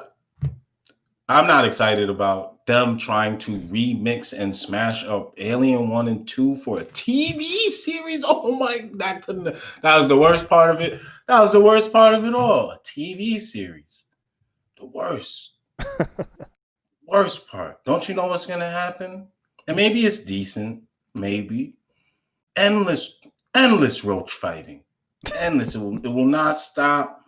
And there'll be human drama mixed in that wouldn't really be mixed in if you were fighting fucking aliens. You know what I'm saying? That's why I like Alien 2. There ain't too many heartfelt moments. There's a little when the heartfelt moments is like when they ain't got no pressure from the aliens. Ain't nobody worried about they ex-wife and none of this fucking shit. Fuck aliens coming running out of sentry gun ammo. Heartfelt moment. There's a queen on the bottom of our ship, right? There's a queen. Heartfelt moment. You know what I'm saying? Yeah, nah. One of the most heartfelt moments is when one of them's hurt. They basically stop and they gotta blow themselves up. You know what they do? They hold each other's hands. It look like they kind of pray for some blow. A bunch of fucking aliens blow acid everywhere. That's like one of the most heartfelt moments in Aliens. But you know what the TV show is gonna be? It's not gonna be that. It's not gonna be. You don't trust FX? You don't trust FX to? Wow. Wow. FX? I don't know, man. There were Terminator shows before that were trash. I did watch that one, though. I can't front. Was it good? I think the version of me back then liked it, but I don't think I recommend it to nobody, you know? I'm not excited. That's crazy, though. Wow. A show. Wow. Yo, I didn't even know. Yo, here's the next one so we can get off the Alien TV show.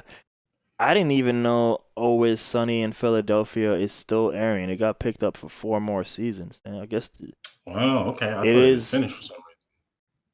Which will see it surpass Ozzy and Harriet as the longest running sitcom in TV history. I actually used to watch Always Sunny. It's pretty funny. I feel like I've never seen it, but I know a lot of people like it. I did not know it's still airing. It's mad dumb. Yeah, it's very dumb, but it's funny though. Damn. If you like ridiculousness. The Handmaid's Tale renewed for season 5. I also did not know there was 4 more seasons of this show. Like, I've only heard about it on its debut. I think for South by Southwest, they had people dressed up like them and walk around like many years ago, pre-pandemic. You know, all right, we're in the Star Wars section. I was surprised in a non-Marvel Star Wars news there, especially the Alien one. I had no idea there was a new Alien one. That shit made me laugh. Wow. So, yo, now we got a new Alien TV show and a new Predator movie coming out. It's just like the shitty cycle continues, right?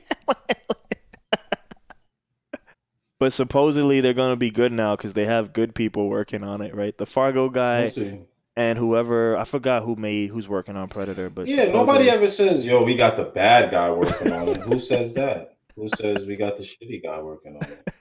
Even if he is the shitty guy. And I'm not saying the dude made Fargo shit. I'm just saying in general. You're not going to tell me that. So this means nothing until I see it. This means nothing like that. The dude in the Matrix, it means nothing. Following the success of The Mandalorian, Disney is going all in with, you're going to like this because I know you love TV shows. To quote LeBron, not 1, not 2, not 3, but 10 new series. Like 10 new series. Wow. Talk about doubling down. Yo, we got one good one. Good. Green light 10. That's how the green light men stuff happens. You be talking about 10, dog. 10? 10 in the coming years. Can we make that many? Yes. I believe Marvel has 10 too as well, but let alone Star Wars.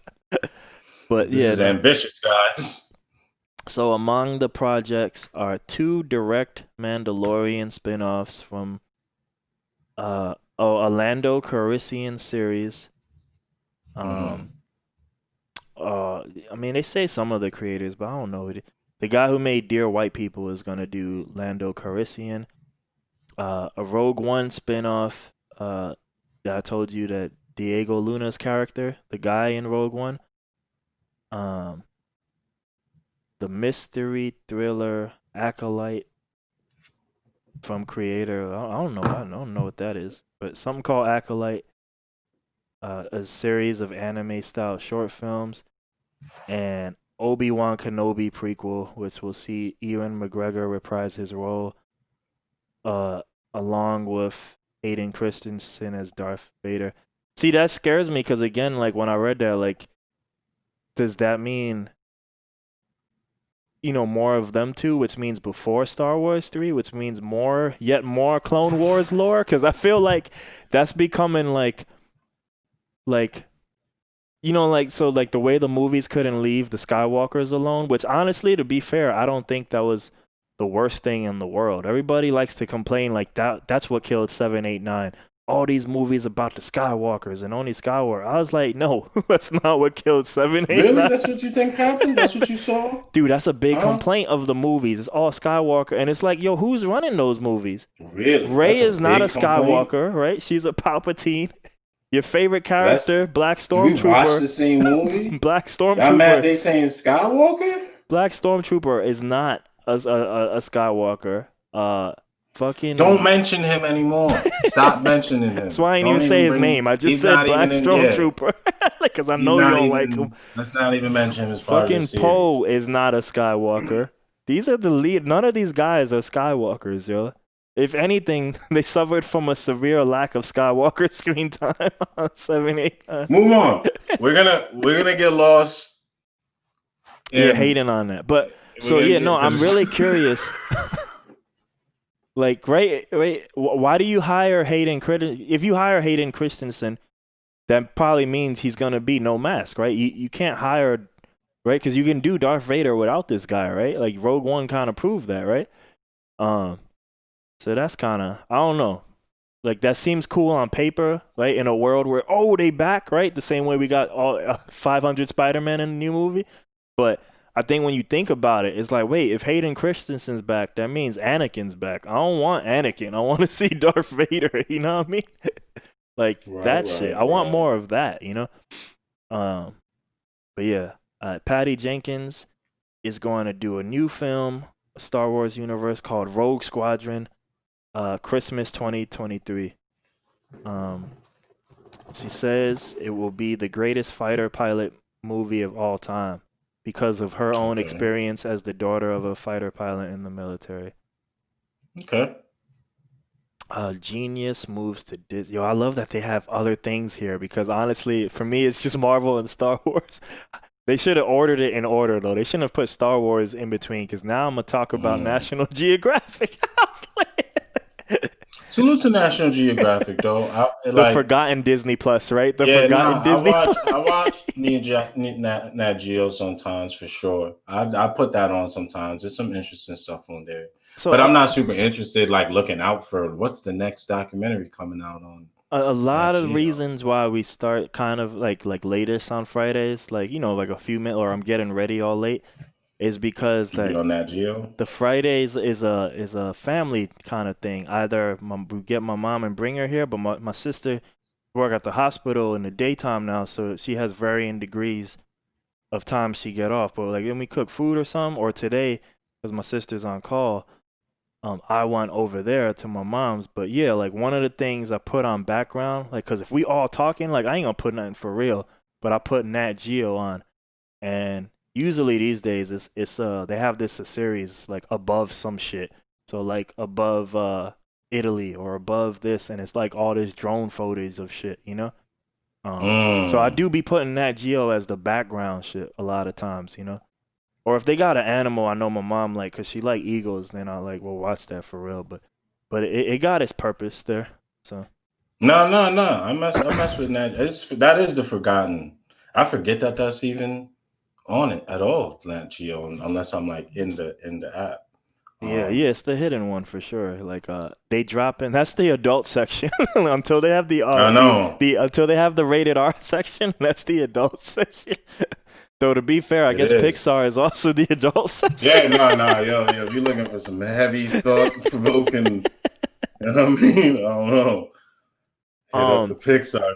But yeah, they're gonna drop something called Genius, scripted anthology series, and they're gonna explore the life of civil rights leader Martin Luther King, alongside several other Nat Geo branded series.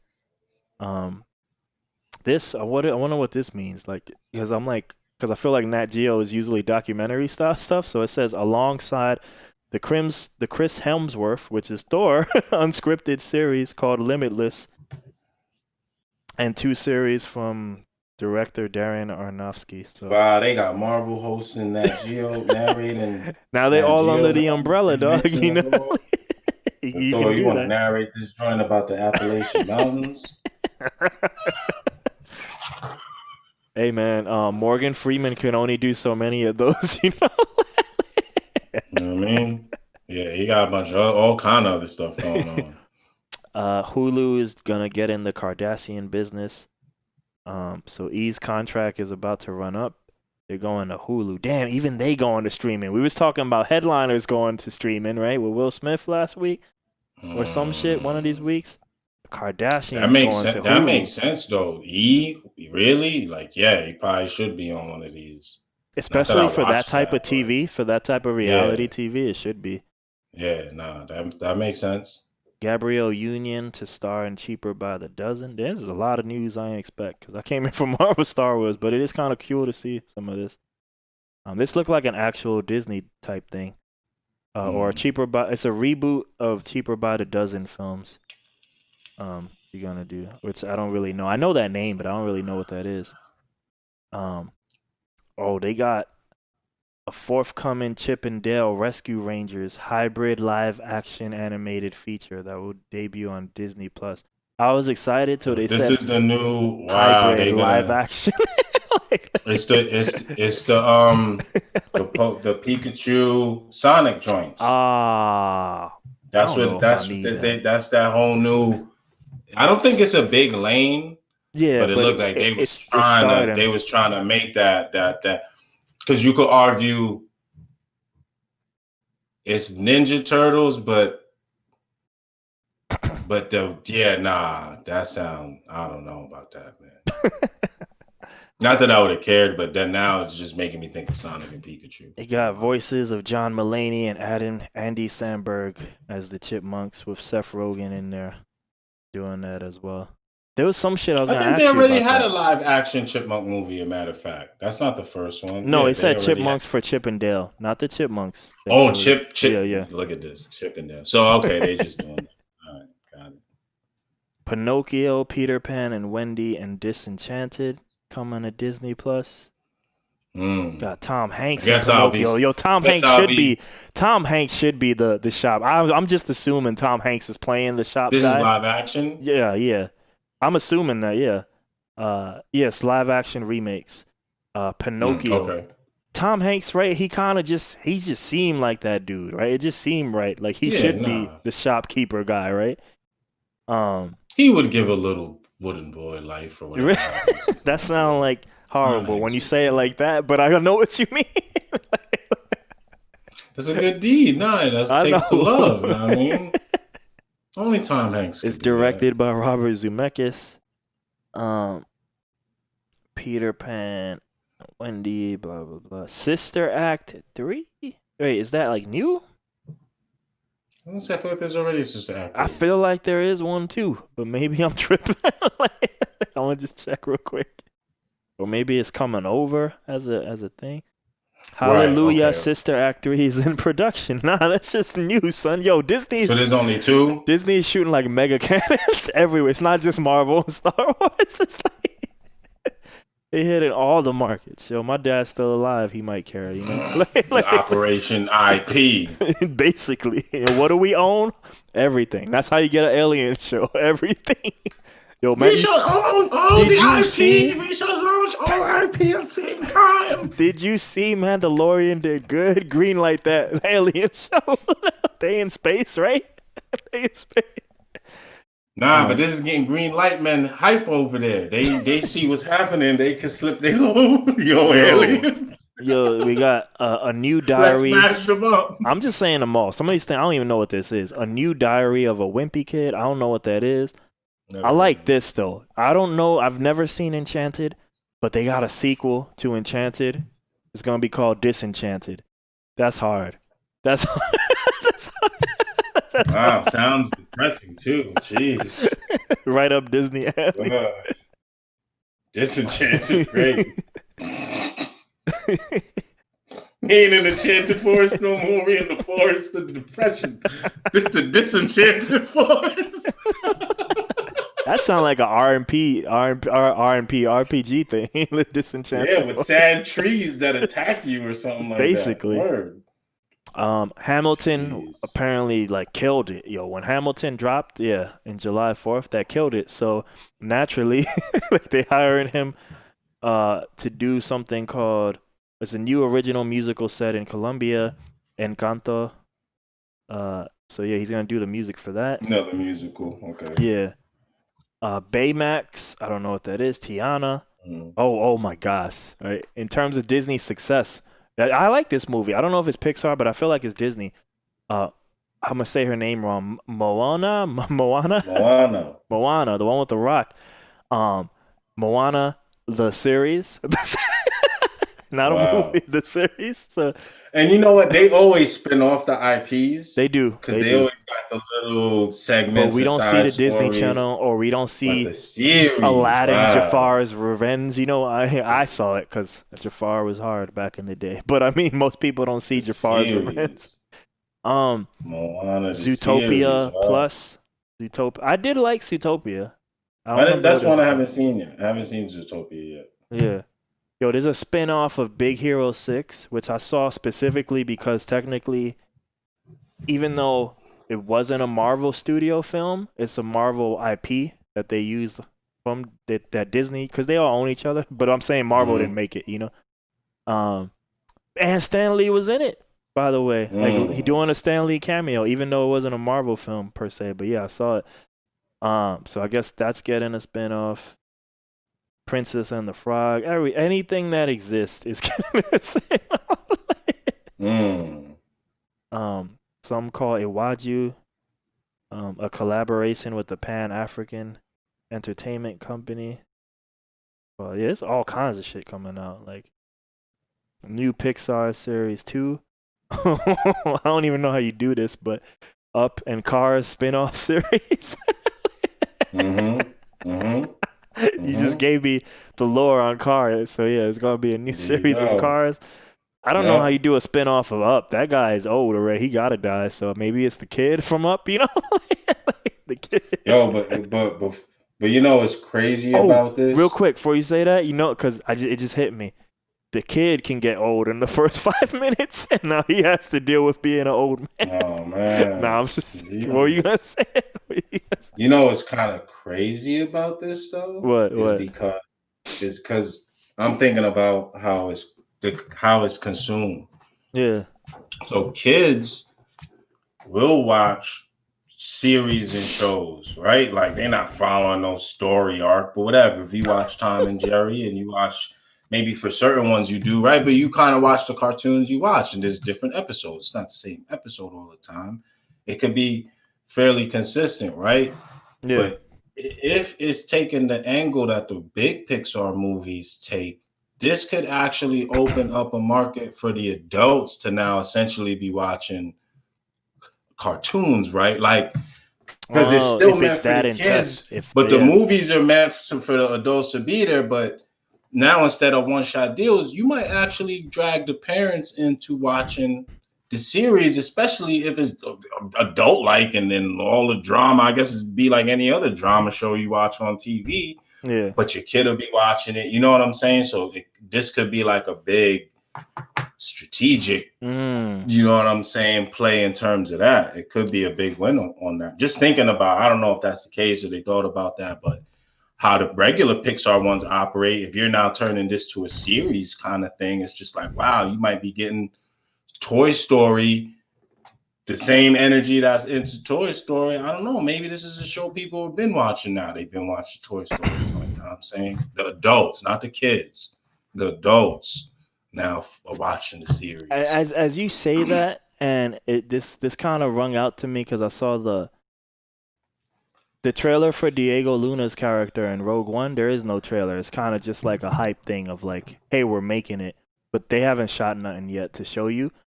So one of the things they said is like, yeah, no, we're not doing nothing different here that we don't do for the movies. This is just another project for me as far as I'm concerned. Like a lot of the people working on like building aliens and shit, you know?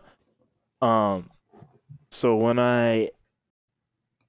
Mandalorian season 2, I've told you that's like the prettiest looking thing. And it's one thing when you have one show. But I'm curious, like, yo, when you got like 10 shows of Marvel, 10 shows of Star Wars, Pixar, etc., and you know, they all got like 800 billion studios, so maybe it is realistic, but I'm like, if they approach all of these things with like the same quality they do with the movies, then yeah, your scenario isn't at all unrealistic. I mean, they probably don't even need to approach it like that. It would be, I'm just saying it would be cool if they did, but if they did, then that's a lot of high quality material coming to you at home. You know what I mean? like why wouldn't you get into it? And for the kids joint, you Yeah. don't even have to go super hard. Yeah. Because for the adult side, I'm really there for what? The storytelling for it. I could give a heck less what Anger Man and these characters are doing on screen. I stopped watching Tom and Jerry a long time ago. Yeah. But, right, like to your point, like, you now for Star Wars, yeah, we got to do this, but do we necessarily need to go all in? I'm sure the CGI is what CGI costs, but the storytelling just really needs to be good for the Moana series, right? Like, Yeah. we don't need to pull out the production stops to make Star Wars the show look like the movie or the Marvel joints look like that. These joints, you might be able to get these joints off, you know what I'm saying? And then have that money for where you really need to spend it on the you know, big special effects joints and stuff like Star Wars and the Marvel stuff like that. But man, that's kind of a big power move. Yeah. This is crazy. Disney flexing on the game. Yo, Buzz Lightyear origin story. The beginning. All the Starfleet commander. Though to be fair, part of me was like, yo, wasn't he? What is his origin? Isn't it just be manufactured in a factory? What you mean the origin? He's a yeah, that's crazy. It's probably told from the perspective of his delusional self because he's in toy denial, you know. So it's probably like he think he's Starfleet commander. Word. Wow. Following his departure from Marvel, Captain America himself, Chris Evans, will stay in the Disney family as the new voice of Pixar's. Yeah, the Disney. Yeah, once you in it, you don't leave. So now that all the gems have been acquired. The new gauntlet. Yo, when you do that voice, you know what came to mind? Because I had to watch it because of the Clone Wars clips I was watching. Execute Order 66. Yo, oh man, Order 66. The turning, oh man. I didn't catch that. Yo, any dude with a voice like that, you gotta just question it off principle. Like, yo, you sound evil. And Order 66 sound evil too. I didn't catch that at all as a kid, you know? Like, and it's funny, right before they announced that order, the guy's like, yo, I'm gonna take the higher ground because it's safe, Obi-Wan. And then they shoot him in the back. Mad dirty. Oh, yeah. You look different, Senator Palpatine, and your wardrobe looks off. And you look sick, and your voice sounds evil. Nobody questioned it, but go on. I know that was the dark side of the Force. But, they have because of the Clone Wars shows, they actually have the Order 66 that happens in that, and you see other Jedis get murked and shit too. It's crazy. But yeah, this seemed like my friend was joking that this was like a kill for like the other companies, in particular, obviously, as we talk about Warner Brothers, AT&T, you know. But yeah, Chris Evans is gonna be Buzz Lightyear, I guess now. So I don't know what happened to the other guy. But look how they getting people up in. Look, that ain't for kids. Kids don't know. I don't know Chris Evans. I asked him who Chris Evans was. He wouldn't have no clue at all. You might know who Thor is and Captain America. Oh, Tim Allen's still alive, but I guess he, whatever. He's not Captain America. And that's another point to those movies. Like, why are those people in it? The kids don't care who voice it is, and I get they there for us. I know who Tim Allen is. I know who Tom Hanks is. I know who Chris Evans is. This is kind of ill. The people better be on guard. Know what I mean? Disney trying to take over the eastern border. There's too much stuff because it just came to me and I was like, yo, they ain't even talk about the Star Wars show, The Bad Batch, which is a bunch of I think it's like 5 stormtroopers who don't work during the Clone Wars, so they kind of have like independent thought, hence the Bad Batch, some shit like that. But yeah, they're getting a show too, but that one's animated. That would have been kind of interesting if that was live action, because then you have these 5 stormtroopers doing their own grimy shit, like. Alright, here's some Marvel stuff. WandaVision coming soon. Falcon Winter Soldier. So you saw all these trailers. WandaVision, Falcon Winter Soldier, Loki, What If. Any thoughts on any of those shows? After seeing the trailers, they look interesting. But there's shows, and I don't watch shows, and that's like this. Now that's kind of the sticking point, is if they're gonna be good, really good enough to make me want to sit and watch a series, because I don't watch shows. But you said there's 6 episodes. I have a 13 episode limit. All right, got that from anime, from Hellsing. I just landed on that. That was one of the topics that we're not gonna get. That maybe we will get to. What you just said right there. That was actually a topic.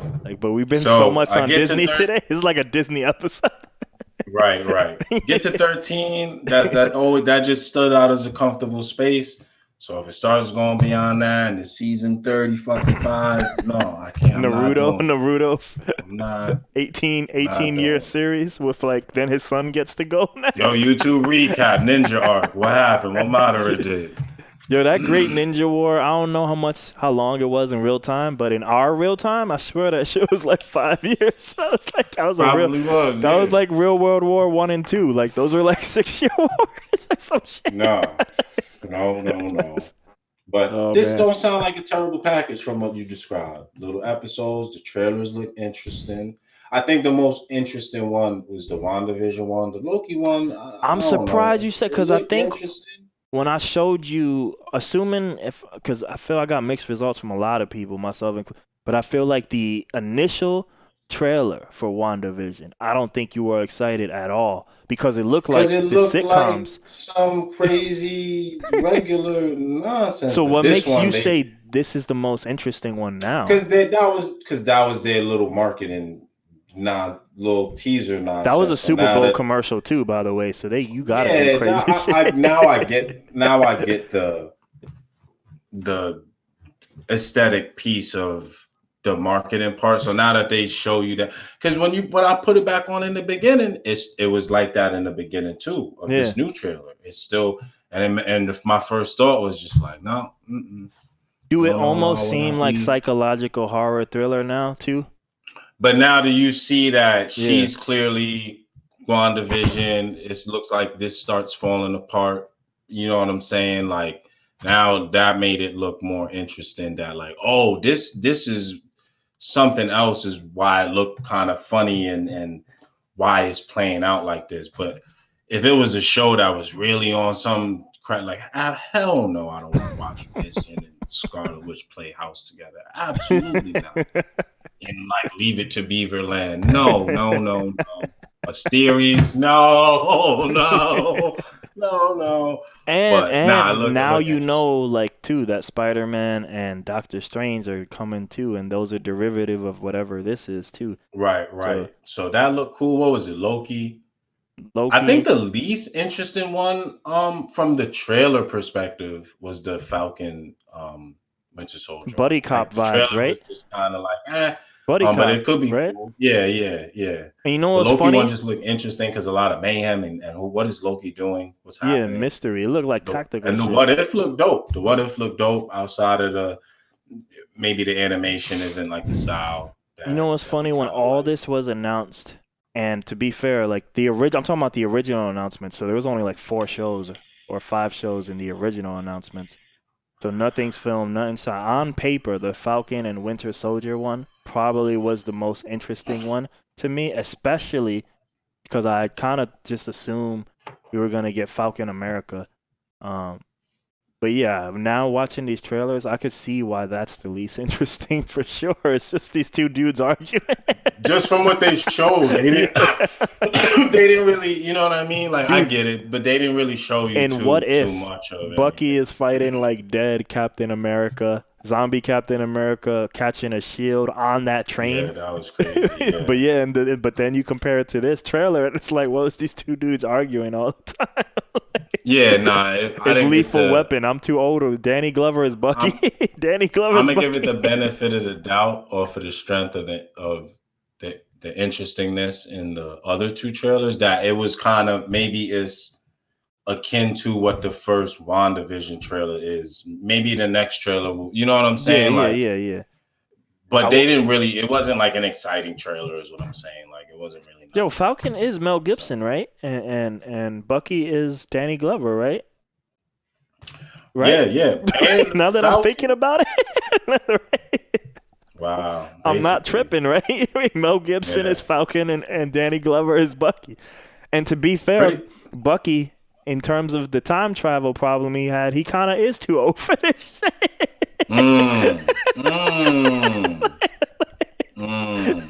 It's true. This is and to be fair, a lot of the Marvel stuff, especially back in the day, they always used to pick stuff like for Ant-Man, we're gonna do a heist movie. So I wonder if they're like, this is Lethal Weapon. Let's just do that. This is the Lethal Weapon joint. And Falcon had a nice Independence Day run at the end of that trailer. I saw what they did there. What do you do? Canyon run. Oh, Will Smith. Oh, I ain't Will think about Smith, that. the alien joint. That was the first thing came to my mind when I seen that part, was that little canyon. I'm watching that whole thing and I'm kind of excited for another reason.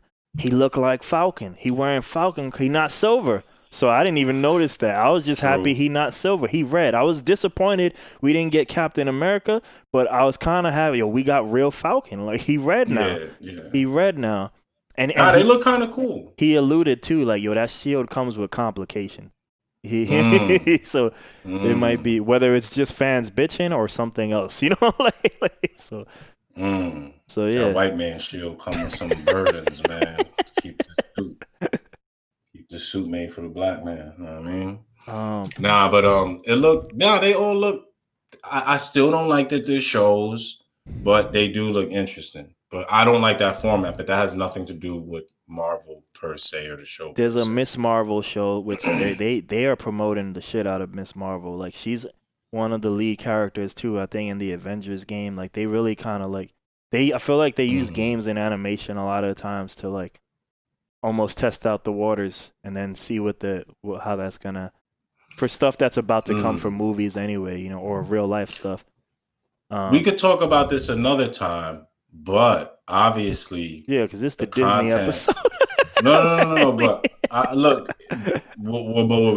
obviously Disney has a strategy change. They explicitly, right? They're doubling down on this stuff. Yeah. We already know the content. Landscape is changing, how people consume it, right? Everything's going to streaming now. Kim Kardashian is going to streaming. Yeah. People doing deals on Netflix, right? Obviously, the game is kind of evolving. The Marvel one is interesting because the Dave Chappelle going to like certain people is not like super new. The specials on Netflix, their own content, maybe even getting certain directors, right? Yeah. But is this gonna really fundamentally change like the move? Not change the movie business, but for actors, I was thinking, right? Because now, right, I guess they could have been on TV shows, but certain actors I've only really seen in movies. Like I've never seen Tom Hanks on not that that's a remake, but I've never seen certain people on TV shows.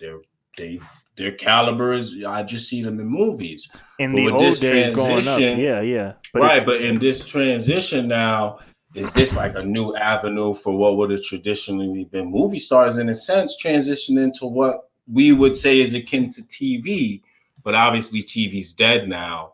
And this is TV at home now, right? Netflix. Episodic content, yes. Right. Yeah. But now this is where you didn't see the these Queen's actors are Gambit gonna be in. because you don't watch shows, let alone a normal show. But that was a big show for Netflix. The Queen's Gambit. This girl who plays chess. That girl, in a movie that we haven't talked about both on podcast and off, and honestly, I haven't been excited to watch it because I just don't care. That girl is actually in the New Mutants. But that movie got postponed for 400 years, you know? So like, and then Fox got bought out, you know? So no one really cares. That movie is out. I don't know if you're going to see it. I don't know if I'm ever going to see it.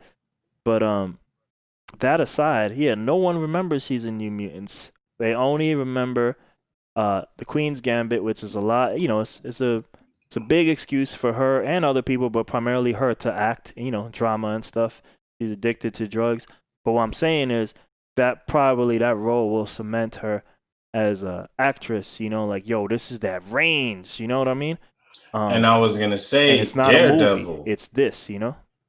The actor, just speaking of the actors, Charlie Cox. The fact that Daredevil is going to be in the Spider-Man theatrical, whereas previous, right, we know him essentially from TV, right? He was on the TV Daredevil show, but now because of the way they've constructed the Marvel universe and what they're doing, and they're actually going to overlap this with the TV streaming shows. Look at the opportunity is created now because he's going to be now in a place where maybe he would have never been before. He might have not necessarily to go been. In line with what you said.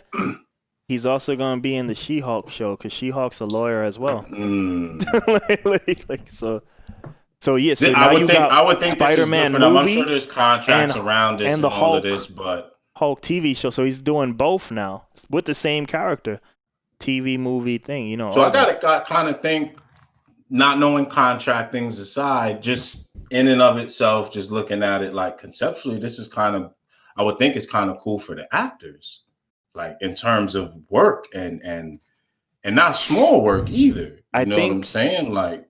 This is a very like macro easy solution based on like hearing it a lot. I think it's great for the payday.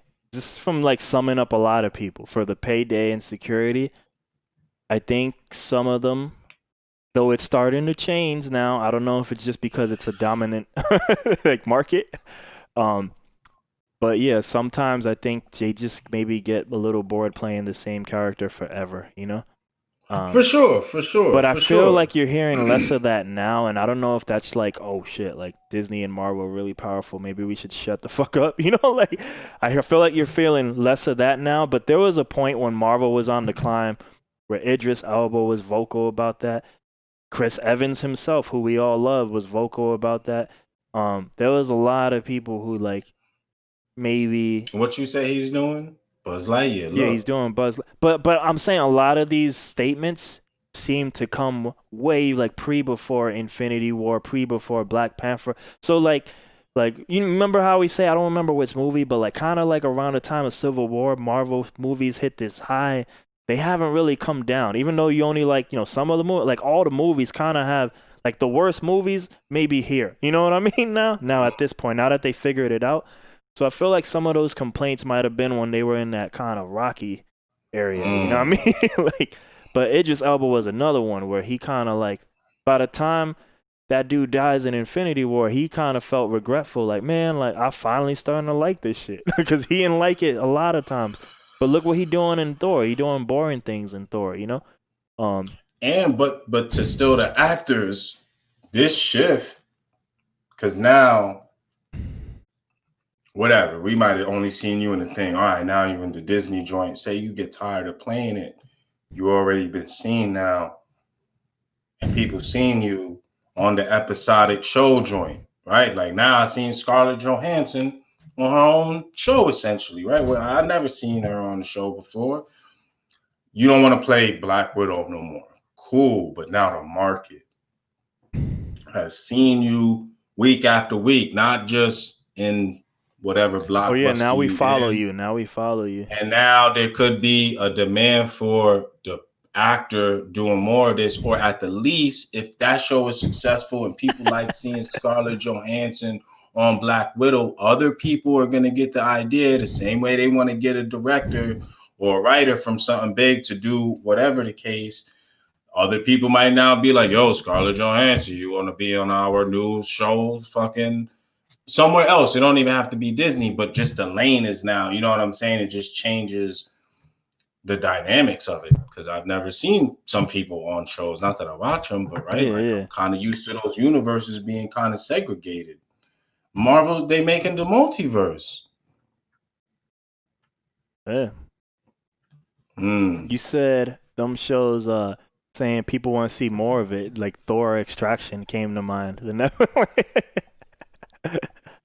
because now you want to see him in more action roles or some shit. Now, obviously, his name's big, bodes well for your film if he's in it. Thor's on in Apple my movie. TV. I mean, like, I just sometimes a lot of times when I'm at my mom's house, I just look for stuff that maybe both of us could watch. It's gonna be very tough because you know what type of stuff I kind of like, and my mom ain't really trying to see all that. But one of the things we saw was Defending Jacob on Apple TV, and one of the reasons I picked it, Apple TV, especially at that time, only had like 5 shows, but it had Chris Evans in the lead too, So I kind of was like, yo, Captain America's a lawyer? All right, I'll watch it. Let's see what happens, Yeah, so yeah. Interesting. But go on. Black Widow for now, still movie, still coming to the theater. Yeah. Let's see. More Marvel said Moon Knight, as you know, Hawkeye, She-Hulk, other stuff. Samuel, yeah, so they announced this a while ago, but I guess they touched on it. That Sam Jackson was gonna get a show, and like Kevin Smith and them were like, yo, this probably gonna be expensive as fuck, because Sam Jackson don't do TV shows, like you were just saying, So Nick Fury's getting a show. You might be interested. I don't know what this means. Jackson show. Wow, I don't know what this means, but I guess that show now has a name, and don't maybe read too much into it because it's not exactly the name. But it said the show is called Secret Invasion. I don't know what that means. That's why I said don't read too much into it. They touching. Don't read too much. They got a little touch. Yeah. Okay. Oh, Don Cheadle is gonna get Armor Wars. Wow. Look what's happening. War Machine, son. Listen War to these names. Don Cheadle. Who? What's Sam up? Jackson. Look what's happening to the game. And we talked about this a lot, but Dominique Thorne will star in Ironheart, which focuses on Riri Williams, a young Black woman who takes over the mantle of Iron Man. So they are going with that girl, Wow. So yeah, because we were there. Remember, we talked a while ago about that, like which Iron Man they might go with or what, or like how they gonna do it, So yeah, the Ironheart. Black Panther won't be recast, which we know already. Right. You know what's funny? Because you always said you didn't care, but this became official yesterday too. The Fantastic Four getting a movie. That's PTSD. And you know what? The paragraph starts out with that. Despite 2 previous failed attempts. They know. We're sorry. It's We know gonna when we say be. it I don't brings know up if this makes memories. any difference, but the guy who directs the Spider-Man movies currently, he's gonna do Fantastic I'm Four. sure they'll be better. Like the Spider-Man movies have been, but like they But preface in that until article, you know. some of us have hard pain that is, we don't want to be revisiting those things. It's hard to trust again. So yeah, there's that probably covered a lot of it. That was pretty cool because it touched on a lot of not Marvel and Star Wars, and we were still able to talk about it. Right. I only trust Hugh Jackman. I told you. Yeah, of all the stuff that got announced, right? 10 shows, and as far as we know for now, none of it was called the X-Men. So that's interesting too. None of it, wasn't mentioned either, even though his stuff. This would also makes me wonder if he's in MCU or not. Deadpool 3, because that's official too. But yeah. Hey, since they're on What If, maybe they get Hugh Jackman to come back and fight the Hulk. I feel like, so from that trailer, I think when What If was first announced, I kind of understood like it would be a bunch of short stories, but I almost feel like they might have a bunch of short stories within one story. So I almost feel like that might be a movie. But it could also be like, right, damn, what's that show? It could just be episodic, right? And you could just tell a different one. But what is it? Twilight Zone. Yeah, it could just be that. Like the Twilight Zone. That's What If? Yeah. Each episode is the Twilight Zone. Yeah. Because that's what If is, I guess. Yeah. So I guess it could be that. Yeah. They gonna get into it. They gonna get into it after this wave. We'll see what they're gonna do. I was trying to look at some of the other ones, some of the other websites, because that site didn't have all of them. I guess it's just too much. But yeah, Guardians of the Galaxy. Trying to put a stranglehold on this joint, yo. Guardians of the Galaxy. Obviously, there's film 3, but there's also How do other companies feel about this? Is anyone? Well, you know who we should ask? We should ask the Spotify CEO who says they probably says they're cheating and they have a monopoly on everything. Because if I was in another company, like on my little ship looking off the horizon to see the enemy, and they're like, "Oh, how many ships is it?" Like, it's all of them. A lot. What do you mean? It's all of the ships. You look at it like, oh my god, it is all of the ships. Endgame type shit. I mean, what people gotta feel, this had to send a shock to people that work at the other companies when they saw this news. Some people were like, fuck, back. Papers were thrown. People were yelled at. Charts were immediately drawn. Facts. That's what my friend said. Like DC and friends like over there at the HBO Max crew was probably just like mad as fuck. Cause they're probably like, yo, what? When will they be here? 24 hours? We have until the invasion lands? I had never looked at a subscriber count until Joe Budden mentioned it. But yeah, man. The only meaning I keep overlooking Amazon because I guess Amazon is company too, but Amazon is grandfathered in because of Prime. Because just like a Jay-Z album, when you buy a Samsung phone, right, or the U2 album when you buy an Apple phone, you get a sale, So Amazon Prime does have the number 2 subscribers, right, for their company, right under Netflix, but. you don't buy. I don't even know if you can buy Prime, like just the video section. You have to get Amazon Prime. So most people have it for their real life. Who knows how many of those people even use the video streaming service? You know. They're not particularly concerned with that. Yeah, they're not. It's See a how many bonus. subscribers we have, right? What they're watching. And you know, and granted, they make original content too, so there is money there. But you know what they can say that none of the others can't? Like, yo, Disney, damn, that's impressive. How much you charging a month? $8? Damn, that sucks. Because how much is Amazon Prime monthly? You know what? Amazon sells their own products on Amazon, which is hyper cheap and competitive with other brands. Like we charge. This is subscription to shop, and it's not they just making money off of everybody. They selling their own things, competing with everybody else. They selling on too. So Yeah, they like, that's cool. Whatever. Know what I mean, we got. That's It's similar to Apple. Apple has.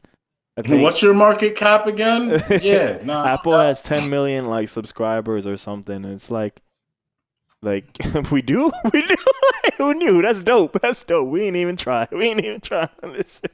All right. But with the COVID too, they clearly the world has changed for them and other sectors of their business too. Not that that's like a big impetus, but it's definitely something that I'm sure they're not happy about is, their flagship theme parks and stuff being closed and all of this stuff. But I got to think that the other streaming, especially the HBO Max and stuff, they gotta be like, God damn, Netflix is already been dug in from the get-go, doing whatever they're doing, and Disney just own all of the ill things.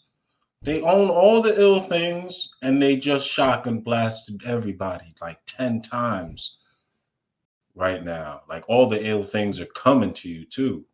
And the way people talking about Mandalorian, the production value is just like, yo, what are they? I just read that Lucasfilms is building 3 more. Because you haven't seen it, but I told you. They're building a Death Star. Something like that. Because when the way they filmed Mandalorian, I guess it was semi-perfect for COVID. Not that it was COVID-proof, but it has this. One of the reasons why it looks so pretty, because they, and now they're cheating, but what I mean is like you're cheating in production. You're not like cheating like you're taking steroids. Like they have this crazy LED screen, like beyond fuck a green screen, like so it does stuff that is way I can't even explain this. I got you. It's these magical stages. So like going to space is like, yo, put on space. Like that's we in space. The end. Like, and it don't look like caca. Like it blends in really well. So they build in 3 more of those around the world. So like because that shit, and that's some shit Jon Favreau like in the documentary. He's like, we don't own this shit.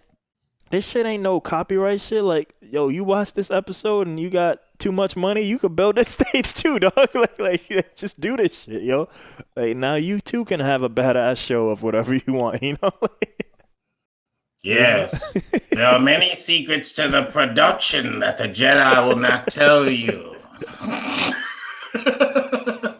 Yo, I'm gonna try to run. I got this one other side. I'm gonna just try to run through everything real quick. All right, go ahead. Cause I gotta go. I gotta run. No, I'm gonna run. Take a quick bathroom. I run a bathroom. I gotta do that shit too, man. Here, I try to look. All right, so I'm just scrolling down, like the WandaVision. See, here's extra stuff. I don't know who this is, but Doctor Strange 2 cast Xochitl Gomez as America Chavez. I feel like she's famous, the actress. Or no, wait, no, I don't know. Not the actress. I just don't know who America Chavez is. I'd have to Google her real quick. Miss America. So I don't know who that is in Marvel, but yeah, she's in Doctor Strange. Spider-Man 3 connects to Doctor Strange 2. Oh, so there you go. You get WandaVision, Doctor Strange, Spider-Man 3 or Spider-Man 3 whatever. Whatever. Some shit. Falcon Winter Soldier trailer reveals Flag Smashers. I don't even know what that means, Flag Smashers. That might have been some bad guys there that I don't even know about, some Captain America type bad guys. Black Widow theaters, Loki trailer, blah blah blah. The Confirms movie theater's Endgame's dead. new timeline, and lots more weirdness. What if trailer Movie theaters teases are dead. many alternate MCUs? What? Movie theater's dead. Something like that. That's it. Shang-Chi cast confirmed as filming wraps. Oh look, so that film's done. So that film actually will come out. That's dope. That's a Chinese film. So like I'm kind of not surprised they were filming because they had COVID before everybody else. So they probably been, they probably came up with ways to start filming way before we started. Like I feel like we started around September. Miss Marvel first footage.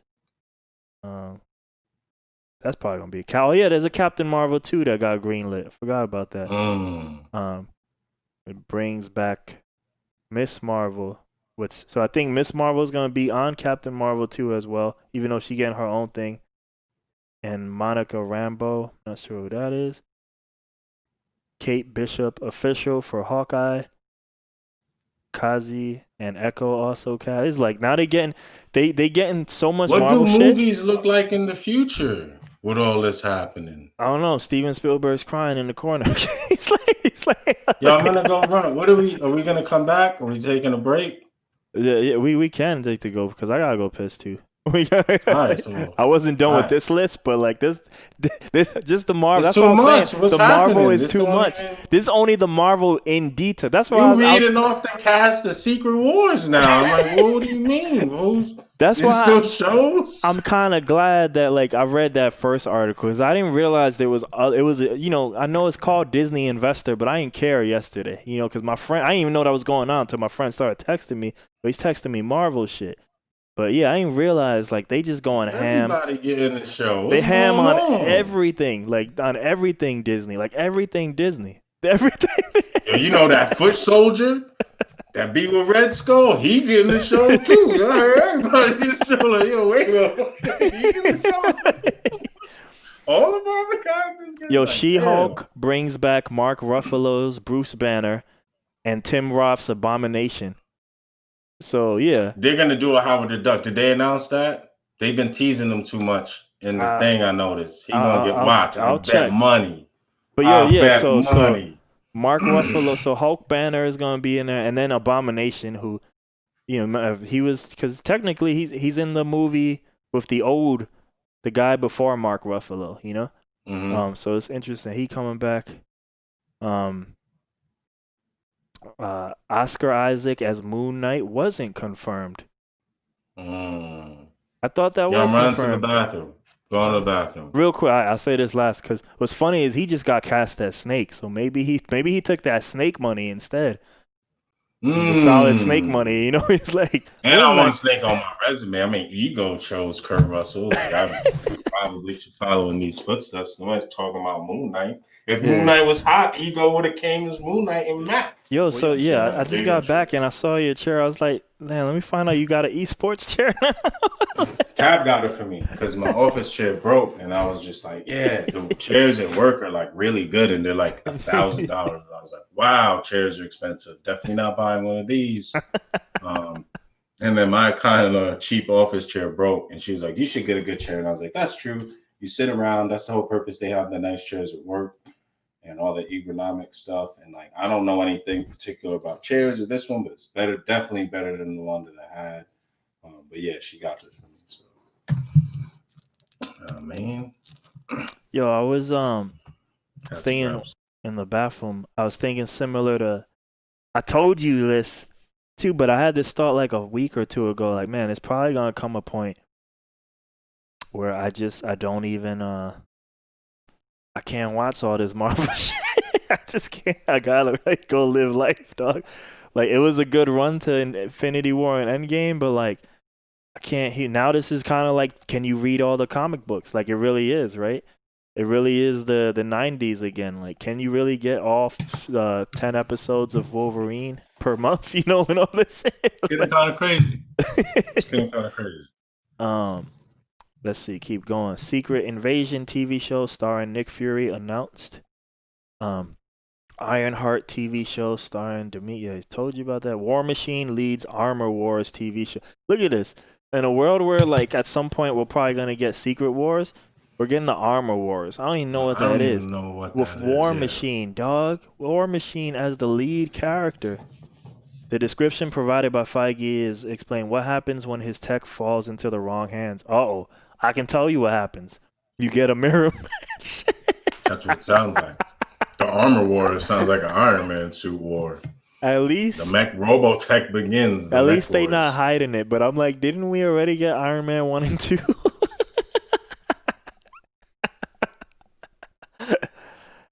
Oh man. The Guardians of the Galaxy holiday special. 2023 release date. Damn, that's so long ago. From now. I Am Groot TV show brings back Baby Groot. Wow. It's gonna be shorts. But still, like, the Groot got guys on the show. It's like Oprah, yo, you got one, you got one. Henchman number 10. Yo, come on down. Christian Bale is Gore is Gore the God Butcher in Thor: Love and Thunder. I don't know who Gore the God Butcher is. That sounds like a hard street Doesn't name. sound friendly. The God Butcher. That sounds like he the bad guy. I would hope. Yeah, the God Butcher, son. Streets. Ant-Man and the Wasp Quantum Mania recast. Yeah, so there's a Quantum Mania. That's their name. This font they're using is hilarious because it's Marvel Studios. You reading?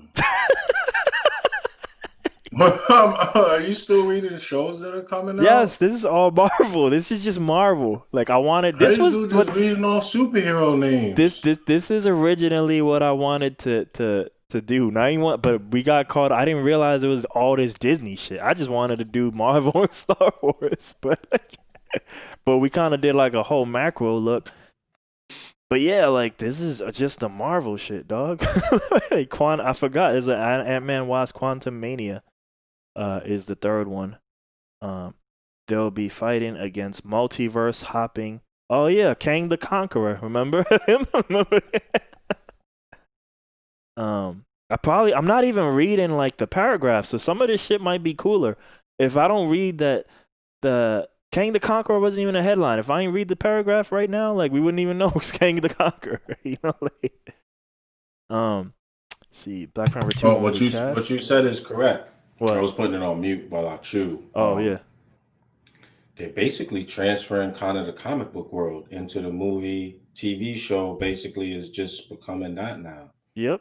Everything's all mixed up. You're gonna have episodes now, issues, right? Like, and the movies still big events or whatever. It's kind of they could sell you something on the show. Yo, the whole marketing angles behind this is nuts because you could be getting sold a part on the show, which you have easy access to in your home, and aside from theaters and COVID and stuff like that. Yeah. But then you could kind of tie people into watching the movie. Yeah. Right? Like, if it's tying into what you watching know on what's TV, happening now next, the movie is tying into it. Like, that's kind of crazy. If you want to know what's gonna happen next, you know, maybe more with Marvel and Star Wars stuff, specifically Marvel right now. Maybe they can do. Maybe they're the people who on Disney Plus you can get away with. Yo, we doing a movie, yo, but this shit $30, all right? You know, like they're the ones. Maybe not Mulan. I'm sorry, you know, Mulan, but or the next movie, Raya. Maybe not Raya either. But if you were to be like, and no offense, I don't even think Black Widow, but like once the ball gets rolling and we do see that these shows don't suck, and like, yo, Spider-Man 3 is coming home, but it's $30, but it's $40. I think some people would be like, cool, you know, like a lot of people I think would be like, I bet. Like, I'll give you my thing, you know, for that. Because now you kind of tethered into the timeline. And now since they control all distribution, they control when it comes. Like, they're not going to put it out of order, right? That would be dumb. That would be some HBO Max type games, you know. They're going to put it in order, you know. So it's like X-Men vibe. Yeah. Cyclops kidnap again. only makes sense. So Second time he was younger than the first. No. Fantastic Four movie, like I told you. No news on things that already exist, like Eternals and Blade movie. Let's not forget these other things, you know. So yeah. There's let me see. I would like to find an article like this, but for the Star Wars. But let me see Marvel. But yeah, I don't know if they have. I don't know. That shit. I kind of got lucky with this one. Screen Rant Originals. All six. Damn. This is the article I needed. All 61 movies and TV shows Disney just announced. 61 movies and TV shows. So there you go. Wow. Marvel can't go back to 3 movies. Now I'm just reading headlines off this thing. Marvel can't go back to 3 movies a year now.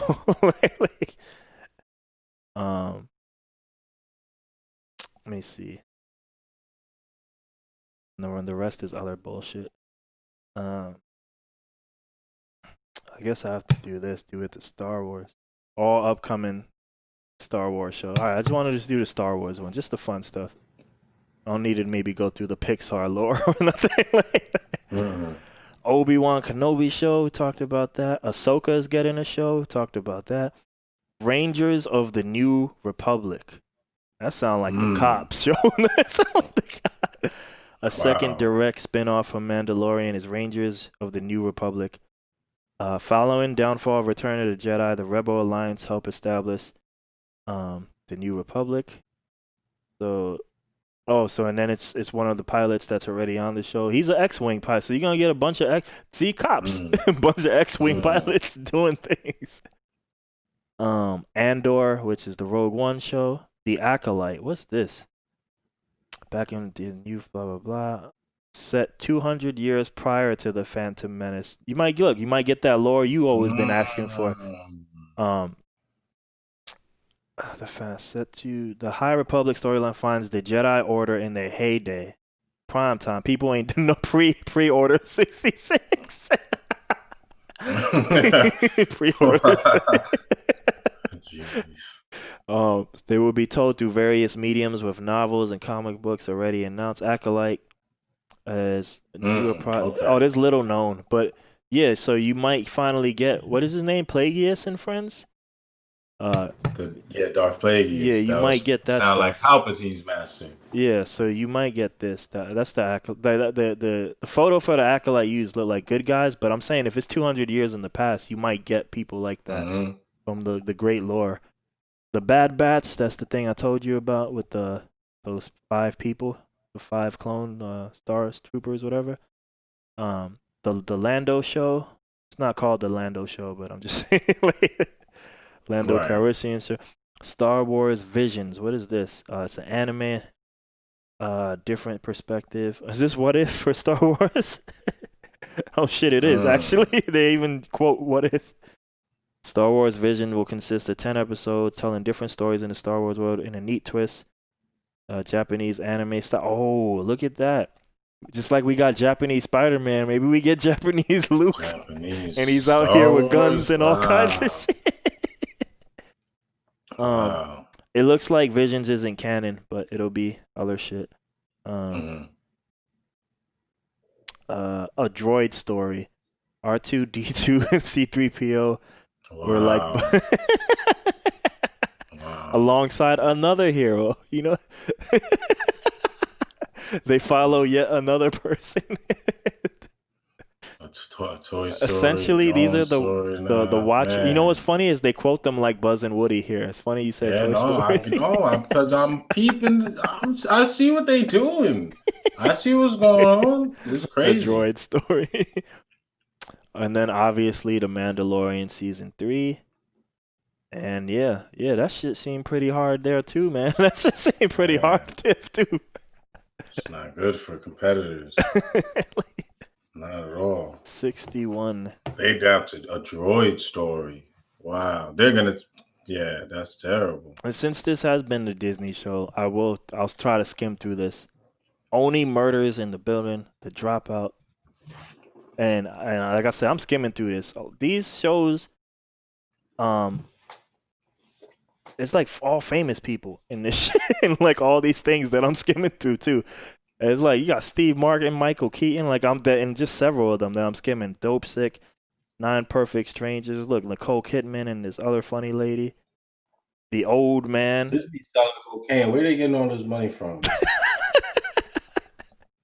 What they doing on the side to pay all this stuff? What's happening? This is everything. So Hulu, because I was like, some of this seemed like adult stuff. This is like Hulu and FX stuff. So this is everything. Because The Old Man is Jeff Bridges. American Horror Stories coming to FX Hulu platform. Wasn't that like on Netflix? Or maybe I'm tripping. Yeah, there was a Netflix original called Platform. Yeah, this looks like it has nothing to do with that. Or it's the brainchild from The Office. Reservation Dogs. V, The Last Man. That sounds like some anime shit, but it's actually a remake, a vertical comic series. I feel like from Y, The Last Man. Some. Because Y, The Last Man. Oh, so it's Y, The Last Man, not V, The Last. That's me. Oh, okay. Your favorite show, Alien, is like that I told you about before. Yeah. Shogun. Look, so even Hulu and FX. Green Light Man got his joint slipped in there. Come on, man. Y'all, come on. Aliens, man. Come on. We mash up 1 and 2 Earth. Come on, babe. Come on, let me get a try. Yeah, I get a good dude to do it. I get a good dude. He did Fargo. Come on, let me smash the air. Yo, I just dropped 10 joints, and like, cause we kind of concerned with what we concerned with. Yo, all of this is the FX like Hulu shit. Like, this ain't even like the shit we care about. They got the real adult bag. The adult who don't even concern themselves with like the children stuff that we like. You know, we got your Nicole Kidman serious shit. I don't know if. I know you don't watch shows, but the most surprising thing I heard of Joe Budden was when I did not expect when they were going to talk about The Undoing every week. Because I was watching that with my sister. Because like I said, I find different things to watch with my family. Just like you got things to watch with your kid, I got family list of things that like I probably don't need to see this, but it might be cool with my sister or my mom or both, you know? So I got that shit. And when I heard The Undoing and how they each debating about who did it, and I was like, really? Like, I didn't realize this was going to get the Joe Budden, Maury Raw demographic. I was like, all right, bet. Right. Now, they be heavy on Netflix now. They be watching all that. They watch a lot of stuff. They talk about a lot of different shows. Something called Shogun. Let's see. And then I'm going to skip stuff we know about, like Star Wars stuff, just to keep it moving. But Willow. Wow. Wow. Yes, the new Willow. Are they remaking that? Yep. Okay. Is a series, because series. Oh, look, no one's talked about this. Indiana Jones 5. Wait a minute. So wait, let me skip to it. Okay. So it's been in the works since 2008, and so far Harrison Ford, they say he will not be recast. But honestly, from the way they talk about it, this seemed kind of like one of those things where I tell you, like, yeah, it's in production, but until they shoot their first principal photography, like, is it though? Is it though? Right. Like, so that's what that thing. So I don't know if that's a real one. 39 through 33 National Geographic shows. I love that the site don't even care. You know what's in here. You know what it is, animals. Yo, look at some of these names animals. Though. A Real Bug's Life. They could just play off of it. A Real Bug's Life. That's funny. Something called Big Shot. Again, like famous people in it, even though I'm kind of skipping over it. Hocus Pocus 2. That's like my mom demographic right there. 30 through 28 inspirational short films. So you got like athletes in here like Chris Paul and friends, and Giannis Antetokounmpo. He's the guy from Milwaukee Bucks. He has a huge ass name. I can't. Cheaper by the Dozen reboot. That's why I noticed. This is a Steve Martin film. All right, at least back in the day it was. I don't know, but that's the thing Gabrielle Union is doing. Diary, Ice Age Adventures of Buck Wild. That sounds like some Disney. Oh, Ice Age. That's like the Ice Ice Age. Is Got like you. I yeah. totally missed that. I totally missed that. Let's see. Said some of this during the initial Disney shit. Oh, now I remember Baymax. Now that I see a picture of him, he is one of the 6 from the Hero 6. Yeah. Oh man, there's a thing called popcorn. Just because it has a picture of popcorn in it. That's how hard Pixar goes. Like, yo, we gonna tell you the saddest story about popcorn. Popcorn. Damn. And you know what? They could easily do that too. They could do about theaters and COVID and all that. Oh man. A lesson for their competitor. This is the tragedy of what happened to their enemies. It's like a troll. Damn. More Pixar stuff that we didn't even know or talk about. Yeah, something called Turning Red. Damn, this Lightyear pic looks serious as fuck. No wonder the drama. Yo, it looked like Buzz Lightyear going through some shit. Like, he got this serious ass face. Like, it ain't easy being Buzz Lightyear. Nah, man.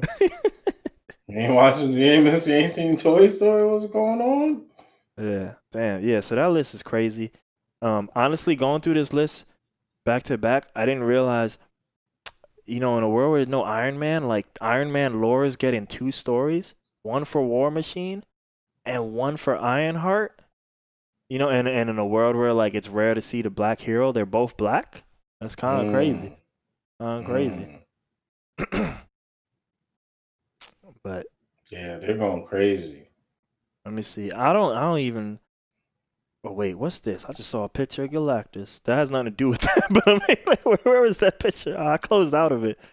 I don't know if I can find it. Oh man, I literally reloaded the page, but not here no more.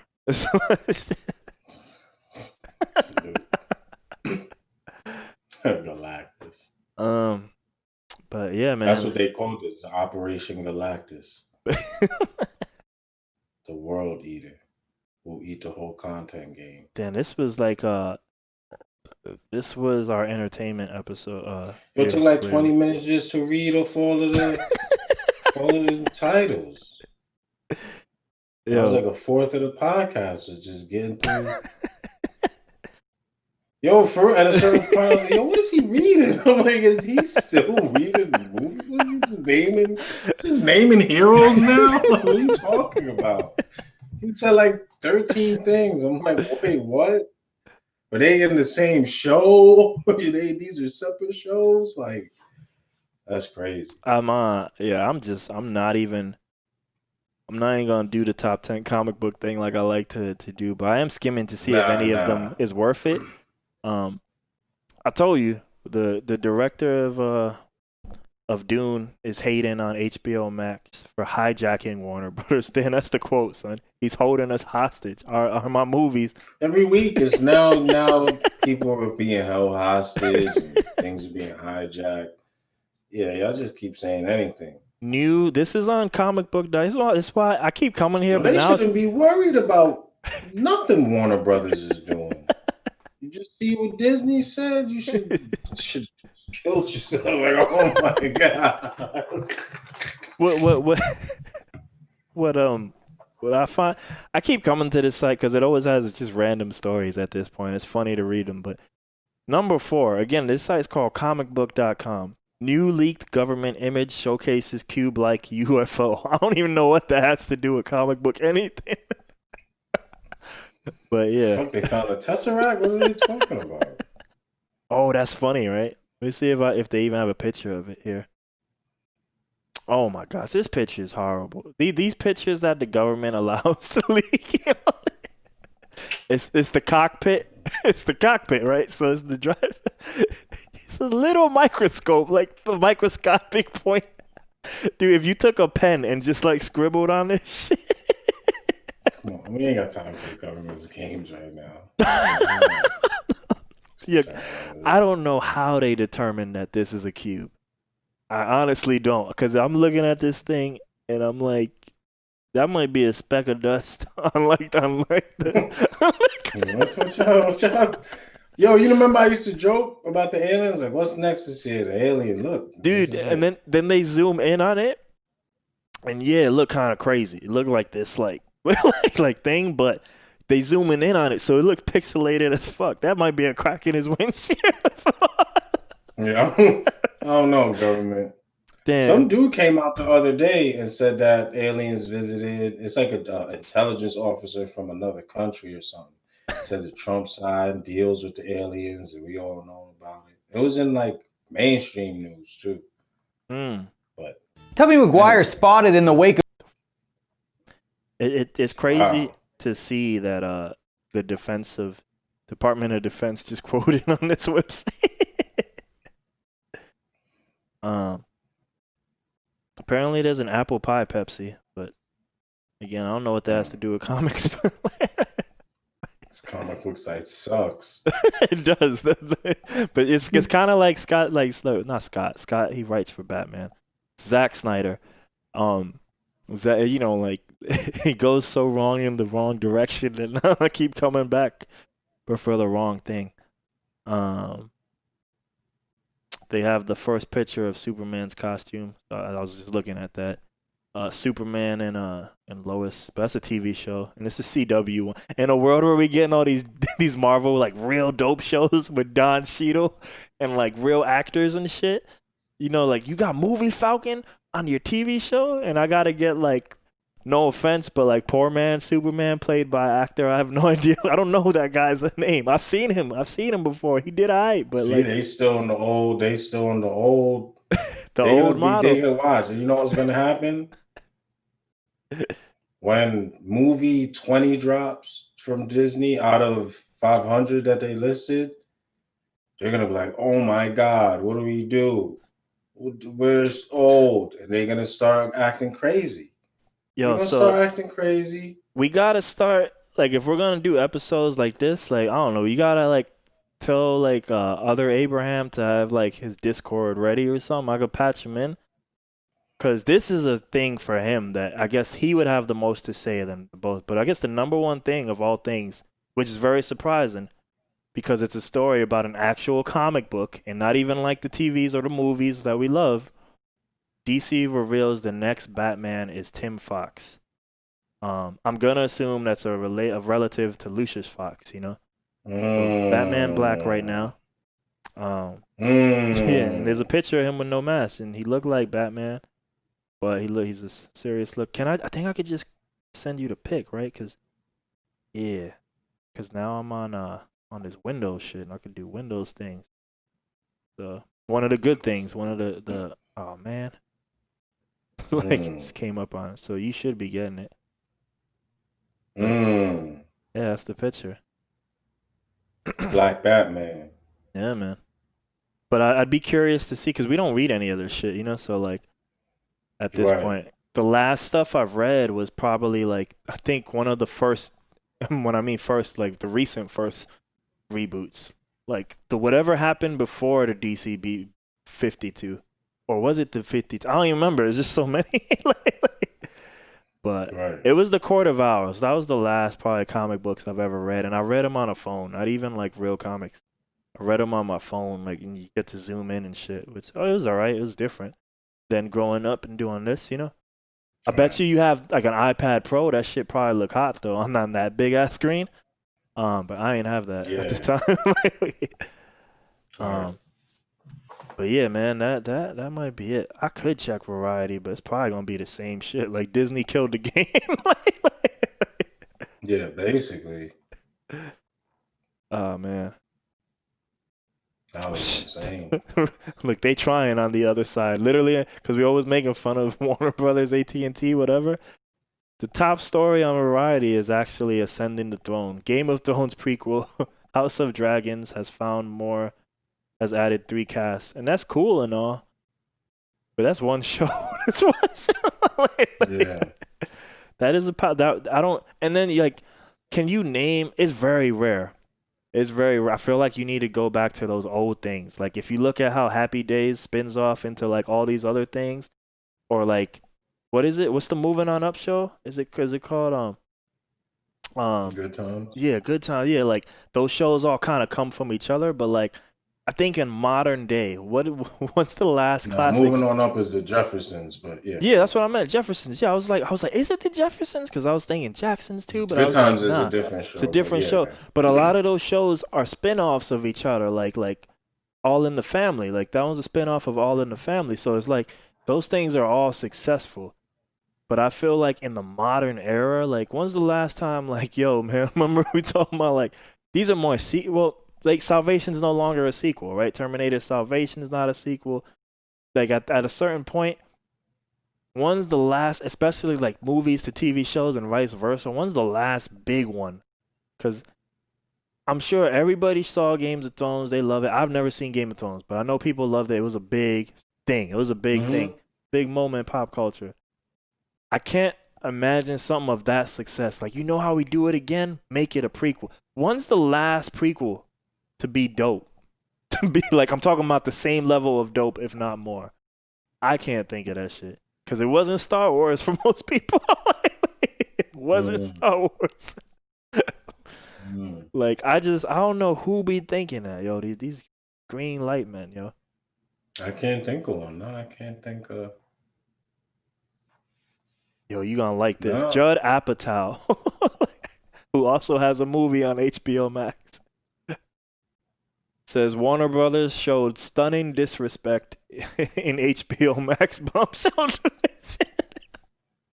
You know, you just gave me that. Obviously, the other dude said that they held him hostage and they hijacking. Clearly, they're being disrespectful.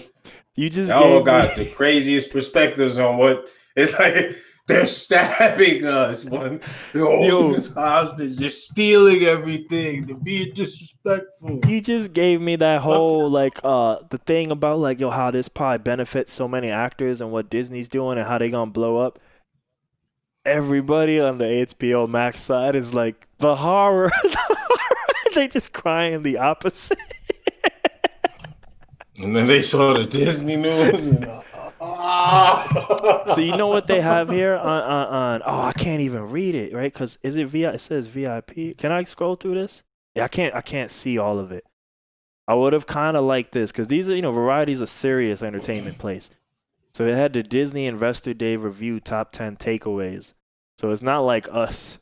Like literally the symbol of this is money and Bitcoin. So I'm like, I would have been curious to read what their opinion was of that from the business perspective, but you have to pay for this shit.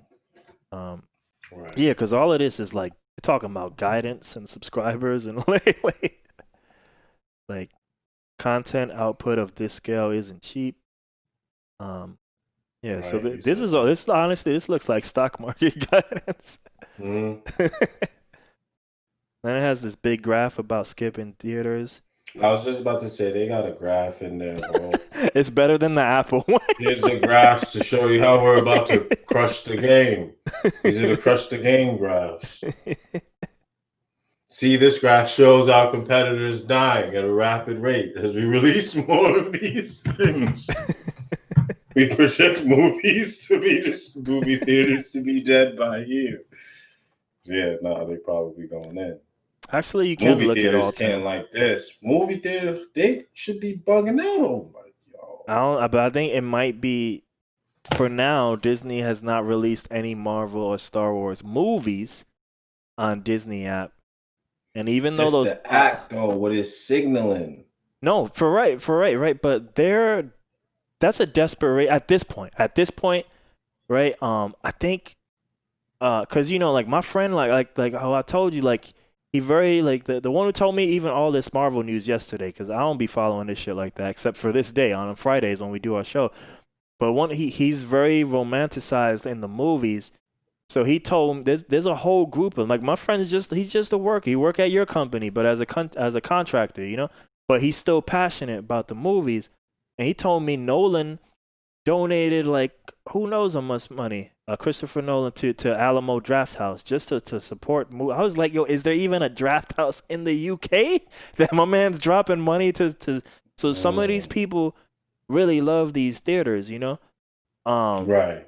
And there's people behind it too. I get it, but I think it's harder to attack the Disney company because like if you're in a position of being a theater because like I said, for now they haven't, even though they've moved movies to their platform, some of them are big. Mulan would have been a big one, you know, in the normal world. But the Marvel ones, I don't know, because Black Widow is the first one, so I don't know if that can be a billion-dollar movie, even if the world was normal. But it could have, you never know, because it is Marvel. But a lot of the Marvel theatrical ones, those are like just potential billion-dollar movies, and it's like, if they were to start shitting on them, they lose a lot. Like, you know, they lose a lot of things, you know?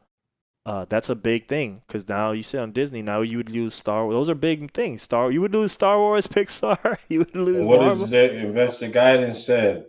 We're doubling down where? Where are we doubling down? Streaming, We're yeah. doubling down here. So while it's not the same as what HBO is doing, Disney is number one. A huge, just company. Period. It's a bellwether of the market. Actually, it's one of the companies that's damn near uses the indicator of its sector. That's how big it is, right? We're talking about entertainment industry and that kind of stuff. So to hear one of these, that's like hearing Apple say they about to just start investing in a new technology or something like that, right? Oh, you know what you mean? You know what you mean? They about to just use ARM on their computers, and they no longer need Intel. They no longer need Intel. Right. And what is this? That sends a signal to the industry, right? Like that's a Apple is not no little guy that said that. Apple said this. So that means something. That's gonna make things change. People got to think about things differently. So to hear Disney, yeah, it might not have been, but to know that they were putting more money into this, we know it ain't cheap. We're gonna invest in this. That cannot. It's not necessarily bad for them, but it's a sign of the start of maybe the changing of the guard. At the end of the day, this may be the beginning of the end, right? Yeah, like, yeah. If at anything, this is just almost like I don't know what they call it, but I don't know. It's not the nail in the coffin, but yo, my man went to Home Depot to buy some nails. Right. This is like, okay, wow, this is happening. You know what I'm saying? So you know what's interesting to go with what you're saying? Because we, especially me and you right now, we just excited. Like there's a lot. And me, I'm hyped as a fan. But you know what's interesting to go on what you said, that it is removing here regardless as an industry? Me, of course, I'm jaded, right? Because I want the Marvel and Star Wars stuff, which is still going to the theater for now, right? But, you know, what we overlook because we don't care, Mulan came out on demand, right? With them doing their monthly fee plus an additional 30, and they just said, and we're going to drop another one. Raya, right? I don't remember the name of the movie, but I think it was like Raya, right? Like, so literally, while they might not be ready to drop the nukes, right? If the nukes are Star Wars and Marvel, right, to the home yet, they're like, all right, keep sending these scouting teams, though. You know, like keep feeling it out. Because, yo, check this out. In a post-COVID world, right? Let's say they do the math. Like,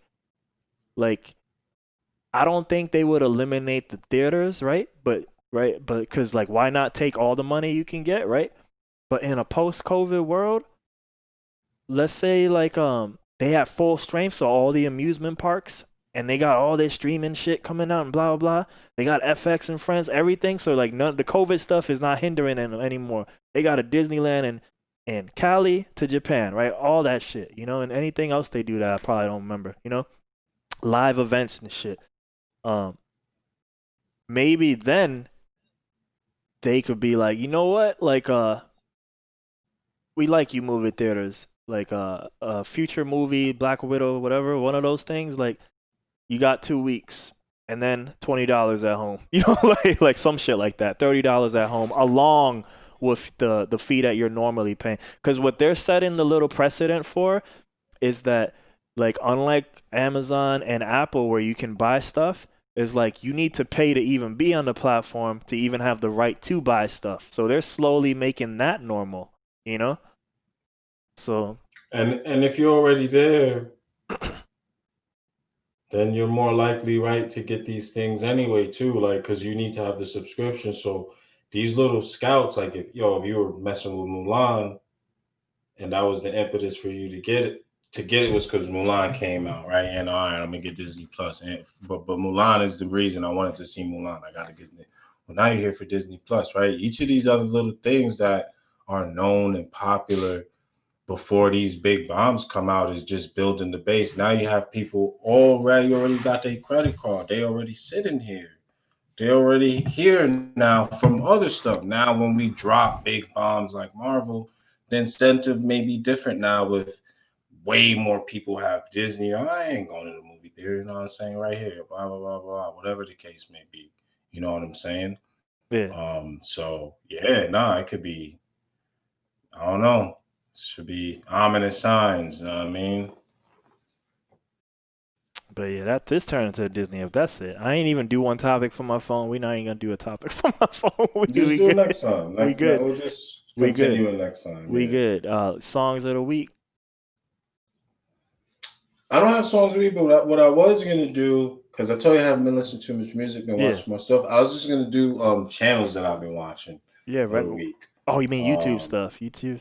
Yeah. Yeah, because I haven't really been listening to too much music. So G-Money, a dude named G-Money, DJ from Queens, he has a show called Picky Eaters, and he goes around and eats, but he actually is like almost has like a food phobia. And it's of course your best friend picking the meals for you, so they're nothing good. But he like literally struggles. I don't know if I was telling you this, but he cries the first episode. He almost like breaks into tears having to eat octopus, and like literally you can see it stresses him out. He looked like how I look at when I'm like near heights or looking down. Like he don't like it. It upsets him. But it's a funny show because I follow him somewhere else. But I thought it was kind of cool. I just saw it, but it's in season 3 now.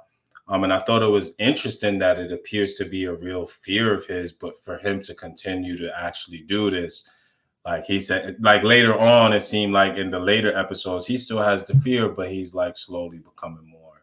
I just thought that was crazy. Like you literally are terrified of this, but you have a whole show of you doing this each time. I thought that was kind of interesting. So picky eater. And movie timelines. I'll shout out the movie timelines joint. They just did the MCU universe there, so that was kind of interesting. I do. I'm just normal. I got a song. Yeah. No. I haven't really been on the music tip. That's what I've been. I feel like I had another song, but honestly, I don't remember.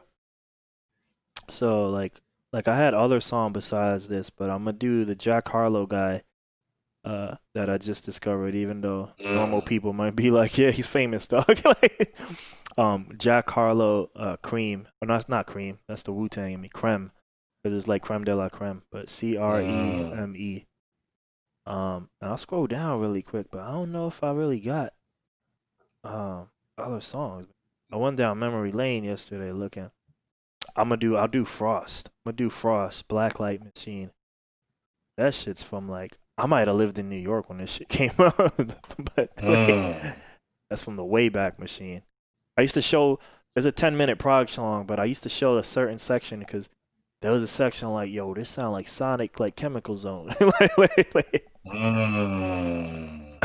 Chemical Zone. Yeah, man. But that's it. Last words. R.I.P. theaters. Yo. Disney, we trust. Disney, we trust. Yo, other streaming platforms out there, up and coming streaming platforms. You know what I mean? Yo, dig in. I don't know. Look out. I don't even have a warning for the people this time. These words are not for the people. It's too late. Watches.